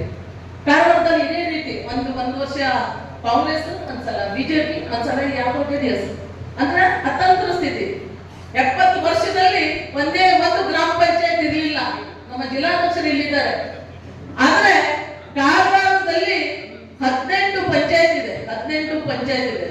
ಆ 18 ಪಂಚಾಯತ್ 18 ಪಂಚಾಯತ್ ಬೇರೆ ಬೇರೆ ಇರ್ತಿದ್ರು, ಅಂದ್ರೆ ಸಪೋರ್ಟೆಡ್ ಪಂಚಾಯತ್ಗಳು. ಆದ್ರೆ ನಾವು ಬಂದ ನಂತರ ಎಷ್ಟೋ ವರ್ಷದಿಂದ ನಮ್ಮ ಕಾರ್ಯಕರ್ತರು ದುಡ್ದು ಎಲ್ಲವನ್ನು ಮಾಡಿಕೊಂಡು ಇವತ್ತು 18 ಪಂಚಾಯತ್ ಅಲ್ಲಿ 14 ಪಂಚಾಯತ್ ನಮ್ಮ ಭಾರತೀಯ ಜನತಾ ಪಾರ್ಟಿ ಇವತ್ತಿದೆ ಕಾರವಾರದಲ್ಲಿ. ಇದು ಯಾಕೆ ಹೇಳ್ತಾ ಇದ್ದೇನೆ ಅಂದ್ರೆ ಹನಿ ಹನಿಗುಡಿ ಹಳ್ಳ. ನಾವು ಬಹಳ ಯಾರ ಮೇಲೆ ವಿಶ್ವಾಸ ಮಾಡ್ತೇವೆ, ಬಹಳ ಯಾರನ್ನು ನಂಬ್ತೇವೆ ಅವರೇ ಘಾತ ಕುಟುಂಬ ಜಾಸ್ತಿ ಇರ್ತಾರೆ. ಅದಕ್ಕಾಗಿ ನೀವು ಕೂಡ ಪಾಲಿಟಿಕ್ಸ್ ಈಗ ಸ್ಟಾರ್ಟ್ ಮಾಡಿ. ಬೂತ್ ಕಮಿಟಿಯ ನೀವು ಕೂಡ ಮಾಡ್ಬೇಕಲ್ಲ. ನೀವೇನು ಮಾಡ್ಬೇಕು? ಎಲ್ಲ ಅಂತ ಹೇಳಿರಿ, ಎಲ್ಲದಕ್ಕೂ ಅಂತ ಹೇಳಿ ಅವ್ರು ಹೇಗೆ ನಿಮ್ ಪಾಠ ಕಲಿಸ್ತಾರೆ, ನೀವು ಕೂಡ ಅವ್ರಿಗೆ ಪಾಠ ಕಲಿಸ್ಬೇಕು. ಈ ಮುಂದಿನ ದಿವಸದಲ್ಲಿ ನಿಮ್ಮ ಮತ ಮಾತ್ರ ದೇಶದ ಅಭಿವೃದ್ಧಿಗೆ ಹಾಕ್ಬೇಕಂತ ಹೇಳಿ ನಿಮ್ಮ ಹತ್ರ ವಿನಂತಿ ಮಾಡ್ಕೊಳ್ತೇನೆ ಬಂಧುಗಳೇ. ಇದನ್ನ ನೀವು ಮಾಡಲೇಬೇಕು. ಕಾಗೇರಿ ಸರ್ ಇದ್ದಾರಂತ ನಾನು ಹೇಳ್ತಾ ಇಲ್ಲ. ಉತ್ತರ ಕನ್ನಡದ ಒಬ್ಬ ಅಭ್ಯರ್ಥಿ ನಮ್ಮ ಕಾಂಗ್ರೆಸ್ ಅವರು ನಮ್ಮ ದೇಶದ ಮೋದಿಜಿಯವರ ಒಂದು ಕೈ ಬಲಪಡಿಸಲಿಕ್ಕೆ, ಅವರ ಬೆನ್ನೆಲುಬಾಗಿ ನಿಂತ್ಕೊಳ್ಳಿಕ್ಕೆ ಇಡೀ ಉತ್ತರ ಕನ್ನಡ ಜಿಲ್ಲೆಯಿಂದ ನಮ್ಮೆಲ್ಲ ಕಾರ್ಯಕರ್ತರ ಪರವಾಗಿ ಅವರು ದೇಶದ ಒಂದು ಸೇವೆ ಮಾಡಲಿಕ್ಕೆ ಹೋಗ್ಬೇಕಂತ ವಿನಂತಿಯನ್ನು ಮಾಡ್ಕೊಳ್ತಾ ನಿಮ್ಗೆಲ್ಲರಿಗೂ ನಾನು ಇನ್ನೊಂದು ಸಲ ಧನ್ಯವಾದ ಹೇಳ್ತಾ ಇದ್ದೇನೆ. ಕೆಲವರಿಗೆ ಸ್ವಲ್ಪ ಇಂಟರ್ನಲ್ ಬೇರೆ ಬೇರೆ ತರದ ಮಾತುಗಳು ನಾನು ಕೇಳ್ತಾ ಇದ್ದೆ ಬರ್ತಾ ಇರ್ಬೇಕಾದ್ರೆ ಗುಡ್ಗೋಡದಲ್ಲಿ ಬಹಳ ಈ ತರ ಯಾವ ಸಮಾಜದವರು ಯಾವ ಧರ್ಮದವರು ಯಾವುದೂ ಯೋಜನೆ ತಗೊಂಡಿಲ್ಲ ಅಂತಲ್ಲ. ಮೋದಿಜಿಯವರ ಯೋಜನೆಯನ್ನ ಅತಿ ಹೆಚ್ಚು ಬೇರೆ ಧರ್ಮದವರೇ ತಗೊಂಡಿದ್ದಾರೆ. ಉಜ್ವಲ ಗ್ಯಾಸ್ ಯೋಜನೆ ಬಹಳ ಜನ ತಗೊಂಡಿದ್ದಾರೆ ಮಹಿಳೆಯರು. ಯಾರು ತಗೊಂಡಿಲ್ಲ ಅಂತಲ್ಲ. ಯಾರು ಸಲಹೆ ಮಾಡಿದ್ರು ಮೋದಿಜಿಯವರು? ಯಾರೊಬ್ಬ ಸಮಾಜ ಸಲಹೆ ಮಾಡಿದ ಅಥವಾ ಬೇರೊಬ್ಬ ಒಂದು ಪಾರ್ಟಿ ಸಲಹೆ ಮಾಡಿದಾರ? ಎಲ್ಲ ಪಾರ್ಟಿಯ ಜನ, ಇಡೀ ದೇಶದ ಜನರು ಆ ಯೋಜನೆ ಮತ್ತೆ ವಿಚಾರಗಳನ್ನು ಹೊಂದ್ಕೊಳ್ತಾ ಇದ್ದಾರೆ. ಅದಕ್ಕಾಗಿ ಬಂಧುಗಳೇ, ನೀವೆಲ್ಲರೂ ಇವತ್ತಿನಿಂದ ಮನೆಗೆ ಹೋದ್ಮೇಲೆ ಒಂದೇ ಜಪ, ನಮ್ಮ ಗ್ರಾಮ ದೈವದೂತ ಶ್ರೀ ನರೇಂದ್ರ ಮೋದಿಜಿಯವರನ್ನ ಗೆಲ್ಲಿಸಲಿಕ್ಕೆ ಕಾಗೇರಿಯವರ ಒಂದು ಚಿಹ್ನೆ, ಕಮಲದ ಚಿಹ್ನೆ, ಇದೆಲ್ಲ ನಮ್ಮ ಕೊರಳಲ್ಲಿದೆ. ಈ ಕೊರಳಲ್ಲಿರುವ ಚಿಹ್ನೆ ಕಮಲ. ಕಮಲದ ಮೇಲೆ ಯಾರು ಕೂತ್ಕೊಳ್ತಾರೆ? ಲಕ್ಷ್ಮೀ. ಇಬ್ರು ಕಮಲದ ಮೇಲೆ ಯಾವತ್ತೂ ಲಕ್ಷ್ಮಿ ಕೂತ್ಕೊಳ್ತಾರೆ. ಲಕ್ಷ್ಮಿ ಪೂಜೆ ದಿವಸ ಯಾರಿಗೆ ಪೂಜೆ ಮಾಡ್ತೀವಿ ನಾವು? ಲಕ್ಷ್ಮಿ ಪೂಜೆ ದಿವಸ ಲಕ್ಷ್ಮಿಯನ್ನೇ ಕಮಲದ ಮೇಲೆ ಕೂತ್ಕೊಂಡ ಲಕ್ಷ್ಮಿಯನ್ನ ಪೂಜೆ ಮಾಡ್ತೀವಿ, ಹೌದಲ್ಲ? ಆ ಲಕ್ಷ್ಮಿ ನಮ್ಮ ಜೊತೆಗೆ ಇರ್ಬೇಕಾದ್ರೆ, ಮುಂಡ್ಗೋಡ್ ಹತ್ರ ಆ ಲಕ್ಷ್ಮಿ ಆಡ್ಬೇಕಾದ್ರೆ, ನಿಮ್ಗೆಲ್ಲ ವಿಚಾರಧಾರೆಗಳು ಅಭಿವೃದ್ಧಿಗಳು ಬರಬೇಕಾದ್ರೆ ನಿಮ್ಮ ಮತ ನಿಮ್ಮ ಮತವನ್ನ ಕಮಲದ ಚಿಹ್ನೆ, ಈ ಒಂದು ಕೊಳ್ಳಲಿರುವಂತ ಚಿಹ್ನೆಗೆ ಮತವನ್ನ ಹಾಕುವುದರ ಮೂಲಕ ನಮ್ಮ ಅಭ್ಯರ್ಥಿ ಕಾಗೇರಿ ಸರ್ ಅವರನ್ನ ಗೆಲ್ಲಿಸುವುದರ ಮೂಲಕ ಅವರ ಜ್ಞಾನವನ್ನು ನೋಡಿದಿರಿ. ಅವರು ಹಿರಿಯರು, ನಿಮ್ಮ ಹತ್ರ ಸ್ವಲ್ಪ ಮಾತಾಡ್ತಾರೆ, ಇವತ್ತು ಆರಾಮಾಗಿ ಮಾತಾಡ್ತಾರೆ. ನೀವು ಅದನ್ನು ಕೇಳ್ಕೊಂಡು ಬೂತ್ ಕಮಿಟಿಯಲ್ಲಿ ನಾನು ಹೇಳಿದ್ದೇನೆ, ಹೇಳ್ದಾಗೆ ಮಾಡೋಳು, ನಾನು ಹೇಳ್ದಾಗೆ ಮಾಡೋಳು. ಕಾಗೇರಿ ಸರ್ಗೂ ಹೇಳಿದ್ದೇನೆ, ಯಾರೊಬ್ರು ಮತ್ತೊಬ್ರು ಹೇಳಿದ್ರು, ಒಂದ್ಸಲ MP ಆದ್ಮೇಲೆ ಮತ್ತೆ ನಾಪತ್ತೆ ಆಗುದಿಲ್ಲ, ನೀವು ಮತ್ತೆ ಮುಂದ್ಗೋಡಕ್ಕೆ ಬಂದ್ಕೊಂಡು ಕೆಲಸ ಮಾಡ್ಬೇಕಾಗ್ತದೆ ಅದನ್ನ. ಯಾಕಂದ್ರೆ ನಾವೆಲ್ಲ ನಾಯಕರು ಅದಕ್ಕೆ ಆಶ್ವಾಸನೆ ಕೊಟ್ಟಿದ್ದೇವೆ. ಅದಕ್ಕಾಗಿ ಕಾಗೇರಿ ಸರ್ ಅವರು ಮುಂದಿನ ದಿವಸದಲ್ಲಿ ಬಂದು ನಿಮ್ ಸೇವೆ ಮಾಡ್ತಾರಂತ ಆಶ್ವಾಸನೆಯೊಂದಿಗೆ ನಾವು ಕೂಡ ಬರ್ತೇವೆ. ಬೂತ್ ವಾಯ್ನಲ್ಲಿ ಯಾರು ಜಾಸ್ತಿ ಮತಗಳನ್ನು ಕೊಡ್ತಾರೆ ಆ ಬೂತ್ ನಲ್ಲಿ ಇನ್ನೂ ಹೆಚ್ಚಿನ ಅಧಿಕಾರ ಮತ್ತು ಅಭಿವೃದ್ಧಿಯನ್ನು ಮಾಡ್ತೇವೆ ಅಂತ ಹೇಳ್ತಾ, ಅವರು ಬಂದಂತ ಸಂದರ್ಭದಲ್ಲಿ ನಾನು ಮೂಲದ ಅವಧಿಯಲ್ಲಿ ಜಿಲ್ಲೆಯ ಉತ್ತರ ಕನ್ನಡ ಜಿಲ್ಲೆಯ ಜಿಲ್ಲಾ ಪ್ರಧಾನ ಕೆಲಸ ಮಾಡಿದ್ದಾರೆ ಅಂತ ಅವ್ರಿಗೆ ಅಂದ್ಕೊಳ್ಬೇಕಿತ್ತು. ಅಂದ್ರೆ 9 ವರ್ಷಗಳ ಕಾಲ ಈ ಜಿಲ್ಲೆಯಲ್ಲಿ ನಾನು ಕೆಲಸ ಮಾಡಿದ್ದೇನೆ ಪಾರ್ಟಿ ಸಲುವಾಗಿ. ಒಬ್ಬ ಗೌರವಾನ್ವಿತ ಶಾಸಕರಾಗಿ ಈ ಕಲ್ಪನೆಯನ್ನು ಇಟ್ಟುಕೊಳ್ಳುತ್ತೇನೆ. ಒಬ್ಬ ಬಿಜೆಪಿಯ ರಾಷ್ಟ್ರೀಯ ಪಕ್ಷದ ಒಬ್ಬ ಜಿಲ್ಲೆಯ ಅಧ್ಯಕ್ಷನಾಗಿ ಈ ತರ ಹಗುರವಾಗಿ ಮಾತನಾಡುವುದನ್ನ ನಮ್ಮ ಕಾರ್ಯಕರ್ತರು ಸಹಿಸುವುದಿಲ್ಲ, ನಮ್ಮ ಪಕ್ಷದ ಯಾವ ಹಿರಿಯರು ಸಹಿಸುವುದಿಲ್ಲ ಅಂತ ಈ ಸಂದರ್ಭದಲ್ಲಿ ಹೇಳಿಕೆ ಬಯಸುತ್ತೇನೆ. ನಾನು ನೋಡಿದ್ದೇನೆ ಸ್ವಾಮಿ, ನೀವು ನಮ್ಮ ಕಾರ್ಯಕರ್ತರು ನೀವು ಹೇಗೆ ನಡೆಸಿಕೊಂಡ್ರೆ, ನೀವು ಸಚಿವರಾಗಿದ್ದಂತ ಸಂದರ್ಭದಲ್ಲಿ ಅಥವಾ ನೀವು ಶಾಸಕರಾಗಿ ಆ ಚುನಾವಣೆ ಆಗ್ಬೇಕು ಅಂತ ಹೇಳಿ ಮರು ಚುನಾವಣೆಯಲ್ಲಿ ಬಂದಂತ ಸಂದರ್ಭದಲ್ಲಿ ನೀವು ಪ್ರಚಾರ ಮಾಡುವಂತ ನೀವು ಏನ್ ಹೇಳಿದ್ದೀರಿ ನಾನು ಗಮನಿಸಿದ್ದೇನೆ. ನಿಮ್ಮ ಜೊತೆ ನಾನು ಪ್ರಚಾರದಲ್ಲಿ ಭಾಗವಹಿಸಿದಂತ ಒಬ್ಬ ಜಿಲ್ಲಾ ಪ್ರಧಾನ ಕಾರ್ಯದರ್ಶಿ. ದಯವಿಟ್ಟು ನಾನು ವಿನಂತಿ ಮಾಡ್ತೇನೆ, ನೀವು ಮಾಧ್ಯಮದ ಮುಂದೆ ಮಾತನಾಡುವಾಗ ಎಚ್ಚರಿಕೆ ಇಟ್ಕೊಂಡು ಮಾತಾಡಬೇಕು ಅಂತ ನಾನು ಈ ಸಂದರ್ಭದಲ್ಲಿ ಹೇಳಿಕೆ ಬಯಸ್ತೇನೆ. ಇವತ್ತು ಅವರು ಕೇಳಿದ್ರು, ಅಧ್ಯಕ್ಷರೇ ಇವತ್ತು ನೀವು ಫ್ಲೆಕ್ಸ್ ನಲ್ಲಿ ನಮ್ಮ ಬಂದರು. ನಾನು ಅವ್ರಿಗೆ ಹೇಳಬೇಕಾಯ್ತು, 28ನೇ ತಾರೀಕಿನ ಜಿಲ್ಲಾ ಸಮಾವೇಶದಲ್ಲಿ ಅವರ ಫೋಟೋ ಇತ್ತು, ಇವತ್ತನ್ನು ತೆಗೆಸಿದ್ದೇವೆ. ನಮ್ಮ ಕಾರ್ಯಕರ್ತರಿಗೆ ಮುಜುಗರ ಆಗಬಾರದು. ನಮ್ಮ ಕಾರ್ಯಕರ್ತರಲ್ಲ ನಾವು ಈ ಮುಜುಗರದಿಂದ ದೂರ ಇರಬೇಕು. ಅವರು ಸಣ್ಣ ಆಗಬಾರದು. ನಮ್ಮ ಬಿಜೆಪಿಯ ಕಾರ್ಯಕರ್ತರೆ ನಾಳೆಗೆ ಈ ಚುನಾವಣೆಯಲ್ಲಿ ಓಟ್ ಅಂತ ತಂದುಕೊಡುವಂತ ನಮ್ಮ ಆಸ್ತಿಗಳು ಅಂತದನ್ನು ಗಮನಿಸಿಕೊಂಡು ಇವತ್ತಿನ ಫೋಟೋವನ್ನು ತೆಗೆಯಲಿಕ್ಕೆ ಹೇಳಿದ್ದೇನೆ ಬಂಧುಗಳು. ಇದನ್ನು ಮಾಧ್ಯಮದಲ್ಲಿ ಬರೀಬೇಕು, ಹೇಳಬೇಕು. ನಾನು ಭಾವನಾತ್ಮಕವಾಗಿ ಮಾತನಾಡಿದ ನೋವಿನ ಮಾತಾಡ್ತಾ ಇದ್ದೇನೆ. ನಾವು ಇವತ್ತು ನಮ್ಮ ಸರ್ಕಾರ ಇರಲಿ ಅಥವಾ ನಮ್ಮ ಹಿರಿಯರಿರಲಿ ಅಥವಾ ನಮ್ಮ ಜಿಲ್ಲಾ ಮಟ್ಟದಲ್ಲಿ ನಾವು ಅವರಿಗೆ ಕೊಡುವಂತ ಎಲ್ಲ ಗೌರವವನ್ನು ಕೊಟ್ಟಿದ್ದೇವೆ. ಅವರು ಆ ಗೌರವವನ್ನು ಉಳಿಸಬೇಕಾದದ್ದು ಅವರ ಕರ್ತವ್ಯ. ಇಲ್ಲ ಅಂತಂದ್ರೆ ಅವ್ರ ಮನಸ್ಸಿಗೆ ಬಂದ ಮಾಡ್ಕೊಂಡು ಹೇಳುವಂತ ನಾನು ಈ ಸಂದರ್ಭದಲ್ಲಿ ಹೇಳಲಿಕ್ಕೆ ಬಯಸ್ತೇನೆ. ಬಂಧುಗಳೇ, ಕೊನೆಗೆ ನಮ್ಮ ವಿನಂತಿ ಇದೆ, 1 ತಿಂಗಳ ಮಾತ್ರ ನಮ್ಮ ಚುನಾವಣೆ ಇದೆ. 1 ತಿಂಗಳ ಅವಧಿಯಲ್ಲಿ ನಾವು ಯಾರು ಸನ್ಮಾನ್ಯ ನರೇಂದ್ರ ಮೋದಿಜಿಯವರು ಹೇಳಿದಂತೆ ನಮ್ಮ ಕಾರ್ಯಕರ್ತರು ಮತಗಟ್ಟೆಗಳಲ್ಲಿ ಮತವನ್ನು ಕೇಳುವಂತ ಸಂದರ್ಭದಲ್ಲಿ ನಾನು ತಲೆ ತಗ್ಗಿಸುವಂತ ಕೆಲಸ ಮಾಡೋದಿಲ್ಲ. ಇದನ್ನು ಮೋದಿಜಿಯವರು ಹೇಳಿದ್ದಾರೆ. ಅದನ್ನು ನಾವು ಅರ್ಥಕೊಂಡು ನಮ್ಮ ಎಲ್ಲ ಕಾರ್ಯಕರ್ತರು ಎದೆ ಉಬ್ಬಿಸಿಕೊಂಡು ನೇರವಾಗಿ ಮನೆಗೆ ಹೋಗಬೇಕು. ಮನೆಯಲ್ಲಿರುವಂತಹ ಮತದಾರರನ್ನ ಭೇಟಿ ಮಾಡಬೇಕು. ನಮ್ಮ ಸರ್ಕಾರದ ಯೋಜನೆಗಳನ್ನ ಹೇಳಬೇಕು. ಅಲ್ಲಿರುವಂತಹ ಸಮಾಜದ ಗಣ್ಯರನ್ನು ಭೇಟಿ ಮಾಡಬೇಕು. ನಿಮ್ಮ ಒಂದೊಂದು ಓಟು ಇದು ಮೋದಿ ಸಲ್ತದೆ. ನಿಮ್ಮ ಒಂದೊಂದು ಓಟು ಇದು ದೇಶಕ್ಕೆ ಸಲ್ಲುತ್ತೆ. ಇದು ಒಂದೊಂದು ಓಟು ಇದು ನಮ್ಮ ಧರ್ಮಕ್ಕೆ ಸಲ್ಲುತ್ತೆ ಅನ್ನುವಂಥದ್ದನ್ನು ನಾವು ಮನೆ ಬಾಗಿಲಿಗೆ ಹೋಗಿ ಮತವನ್ನು ಕೇಳಬೇಕಾಗಿದೆ ಬಂಧುಗಳು. ಇವತ್ತು ಈ ಚುನಾವಣೆ ಸನ್ಮಾನ್ಯ ವಿಶ್ವೇಶ್ವರ ಕಾಗೇರಿ ಮತ್ತು ನಮ್ಮ ವಿರೋಧ ಪಕ್ಷದ ಅಭ್ಯರ್ಥಿ ಮಧ್ಯೆ ನಡೆಯುವಂತಹ ಚುನಾವಣೆ ಅಲ್ಲ. ಇದು ಧರ್ಮ ಮತ್ತು ಅಧರ್ಮದ ಮಧ್ಯೆ ನಡೆಯುವಂತಹ ಚುನಾವಣೆ. ನಾವು ಇದನ್ನು ಗಮನಿಸಬೇಕಾಗಿದೆ. ನಮ್ಮ ದೇಶ ಉಳಿಬೇಕು ಅಂತಾದ್ರೆ, ನಮ್ಮ ರಾಷ್ಟ್ರ ಉಳಿಬೇಕು ಅಂತಾದ್ರೆ ನಾವು ಇದನ್ನು ಗಮನಿಸಿಕೊಂಡು ಆ ಪಾಕಿಸ್ತಾನಗಳ, ಅಫ್ಘಾನಿಸ್ತಾನಗಳ, ಚೀನಾ ಗಡಿಭಾಗಗಳಲ್ಲಿ ಇರುವಂತಹ ಸೈನಿಕರು ನಮ್ಮ ದೇಶವನ್ನು ರಕ್ಷಣೆ ಮಾಡಬೇಕು ಅಂತ ನಾವು ಮತ್ತೊಮ್ಮೆ ಮೋದಿಯನ್ನು ಪ್ರಧಾನಮಂತ್ರಿ ಮಾಡಲೇಬೇಕು. ಈ ಶಪಥವನ್ನು ಹೊತ್ತು ನಾವು ಇವತ್ತು ಚುನಾವಣೆಗೆ ಹೋಗಬೇಕಾಗಿದೆ. ಪ್ರತಿಯೊಬ್ಬರಲ್ಲಿ ಭಾವನಾತ್ಮಕವಾಗಿ ಅವರನ್ನು ಮಾತಾಡ್ತಾ ನಾವು ಗುಂಪುಗಳಲ್ಲಿ ಸೇರಿದಂತಹ ಸಂದರ್ಭಗಳಲ್ಲಿ ಮೋದಿಜಿಯವರಿಗೆ ಓಟನ್ನು ಕೇಳ್ತಾ ಸನ್ಮಾನ್ಯ ವಿಶ್ವೇಶ್ವರ ಕಾಗೇರಿ ಅವರನ್ನು ಕಳೆದ ಅವಧಿಯಲ್ಲಿ ಅನಂತಕುಮಾರ್ ಅವರು 4,80,000 ಅಧಿಕ ಮತಗಳ ಅಂತರಗಳಿಂದ ಗೆದ್ದಿದ್ರು. ಕಾರಣ ಇದೆ, ಸನ್ಮಾನ್ಯ ಅನಂತಕುಮಾರ್ ಅವರು ಸಹ ಕಳೆದ 35 ವರ್ಷಗಳಿಂದ ಈ ಕ್ಷೇತ್ರವನ್ನು ಪ್ರತಿನಿಧಿಸುವಂತವರು, ಒಬ್ಬ ಅನುಭವಿ ರಾಜಕಾರಣಿ. ಇವತ್ತು ನಾವು ಅವರನ್ನು ಮಾತಾಡಿದ್ದೇವೆ, ವಿಶ್ವಾಸ ಇದೆ. ನಾನು ಅಧ್ಯಕ್ಷನಾಗಿ ಹೇಳ್ತಾ ಇದ್ದೇನೆ, ಸನ್ಮಾನ್ಯ ಅನಂತಕುಮಾರ್ ಅವರು ಯಾವತ್ತು ಸಂಘಟನೆಗೆ ಮೋಸ ಮಾಡಿದಂತವರಲ್ಲ. ನನಗೆ ಗೊತ್ತಿದೆ, ನಾನು ಅವರ ಹತ್ರ ಕಳೆದ 96ರಿಂದ ನಾನು ಅವರ ಒಡನಾಡಿಯ ಕೆಲಸ ಮಾಡ್ತಾ ಇದ್ದೇನೆ. ವಿಶ್ವಾಸ ಇದೆ, ಅವ್ರು ನಮ್ಮ ಜೊತೆ ಬರ್ತಾರೆ. ನಾವೆಲ್ಲರೂ ಒಟ್ಟಾಗಿ ಒಂದಾಗಿ ಸನ್ಮಾನ್ಯ ವಿಶ್ವೇಶ್ವರ ಕಾಗೇರಿ ಅವರನ್ನು ನಾವು ಗೆಲ್ಲಿಸ್ತೇವೆ. ಉತ್ತರ ಕನ್ನಡ ಲೋಕಸಭಾ ಚುನಾವಣೆಯಲ್ಲಿ ಕಾಗೇರಿಯನ್ನು ಗೆಲ್ಲಿಸಿ ಕರ್ನಾಟಕದಲ್ಲಿ 28ಕ್ಕೆ 28 ಸ್ಥಾನವನ್ನು ಗೆದ್ದು ಮೋದಿಜಿ ಅವರಿಗೆ ನಾವು 28 ಲೋಕಸಭಾ ಸಂಸದರನ್ನು ಕೊಡ್ತೇವೆ ಅಂತ ಮಾತನ್ನ ಈ ಸಂದರ್ಭದಲ್ಲಿ ಹೇಳ್ತಾ ನಾನು ಕಳಕಳಿಯಿಂದ ವಿನಂತಿ ಮಾಡ್ತೇನೆ. ಪ್ರತಿ ಎಲ್ಲಿಂದ ಬನವಾಸಿ ಬನ್ನೂರು ಭಾಗದಿಂದ ಬಂದಿದ್ದೀರಿ, ಎಲ್ಲರೂ ಸಮಯ ಆಗಿದೆ. ಇಷ್ಟೊತ್ತು ತಾವೆಲ್ಲರೂ ನಮ್ಮ ಎಲ್ಲರ ಭಾಷಣವನ್ನು ಕೇಳಿದ್ದೀರಿ. ತಮಗೆಲ್ಲರಿಗೂ ವಂದಿಸ್ತಾ ನಾವು ಮನೆಯಲ್ಲೇ ಹೋಗಬೇಕು.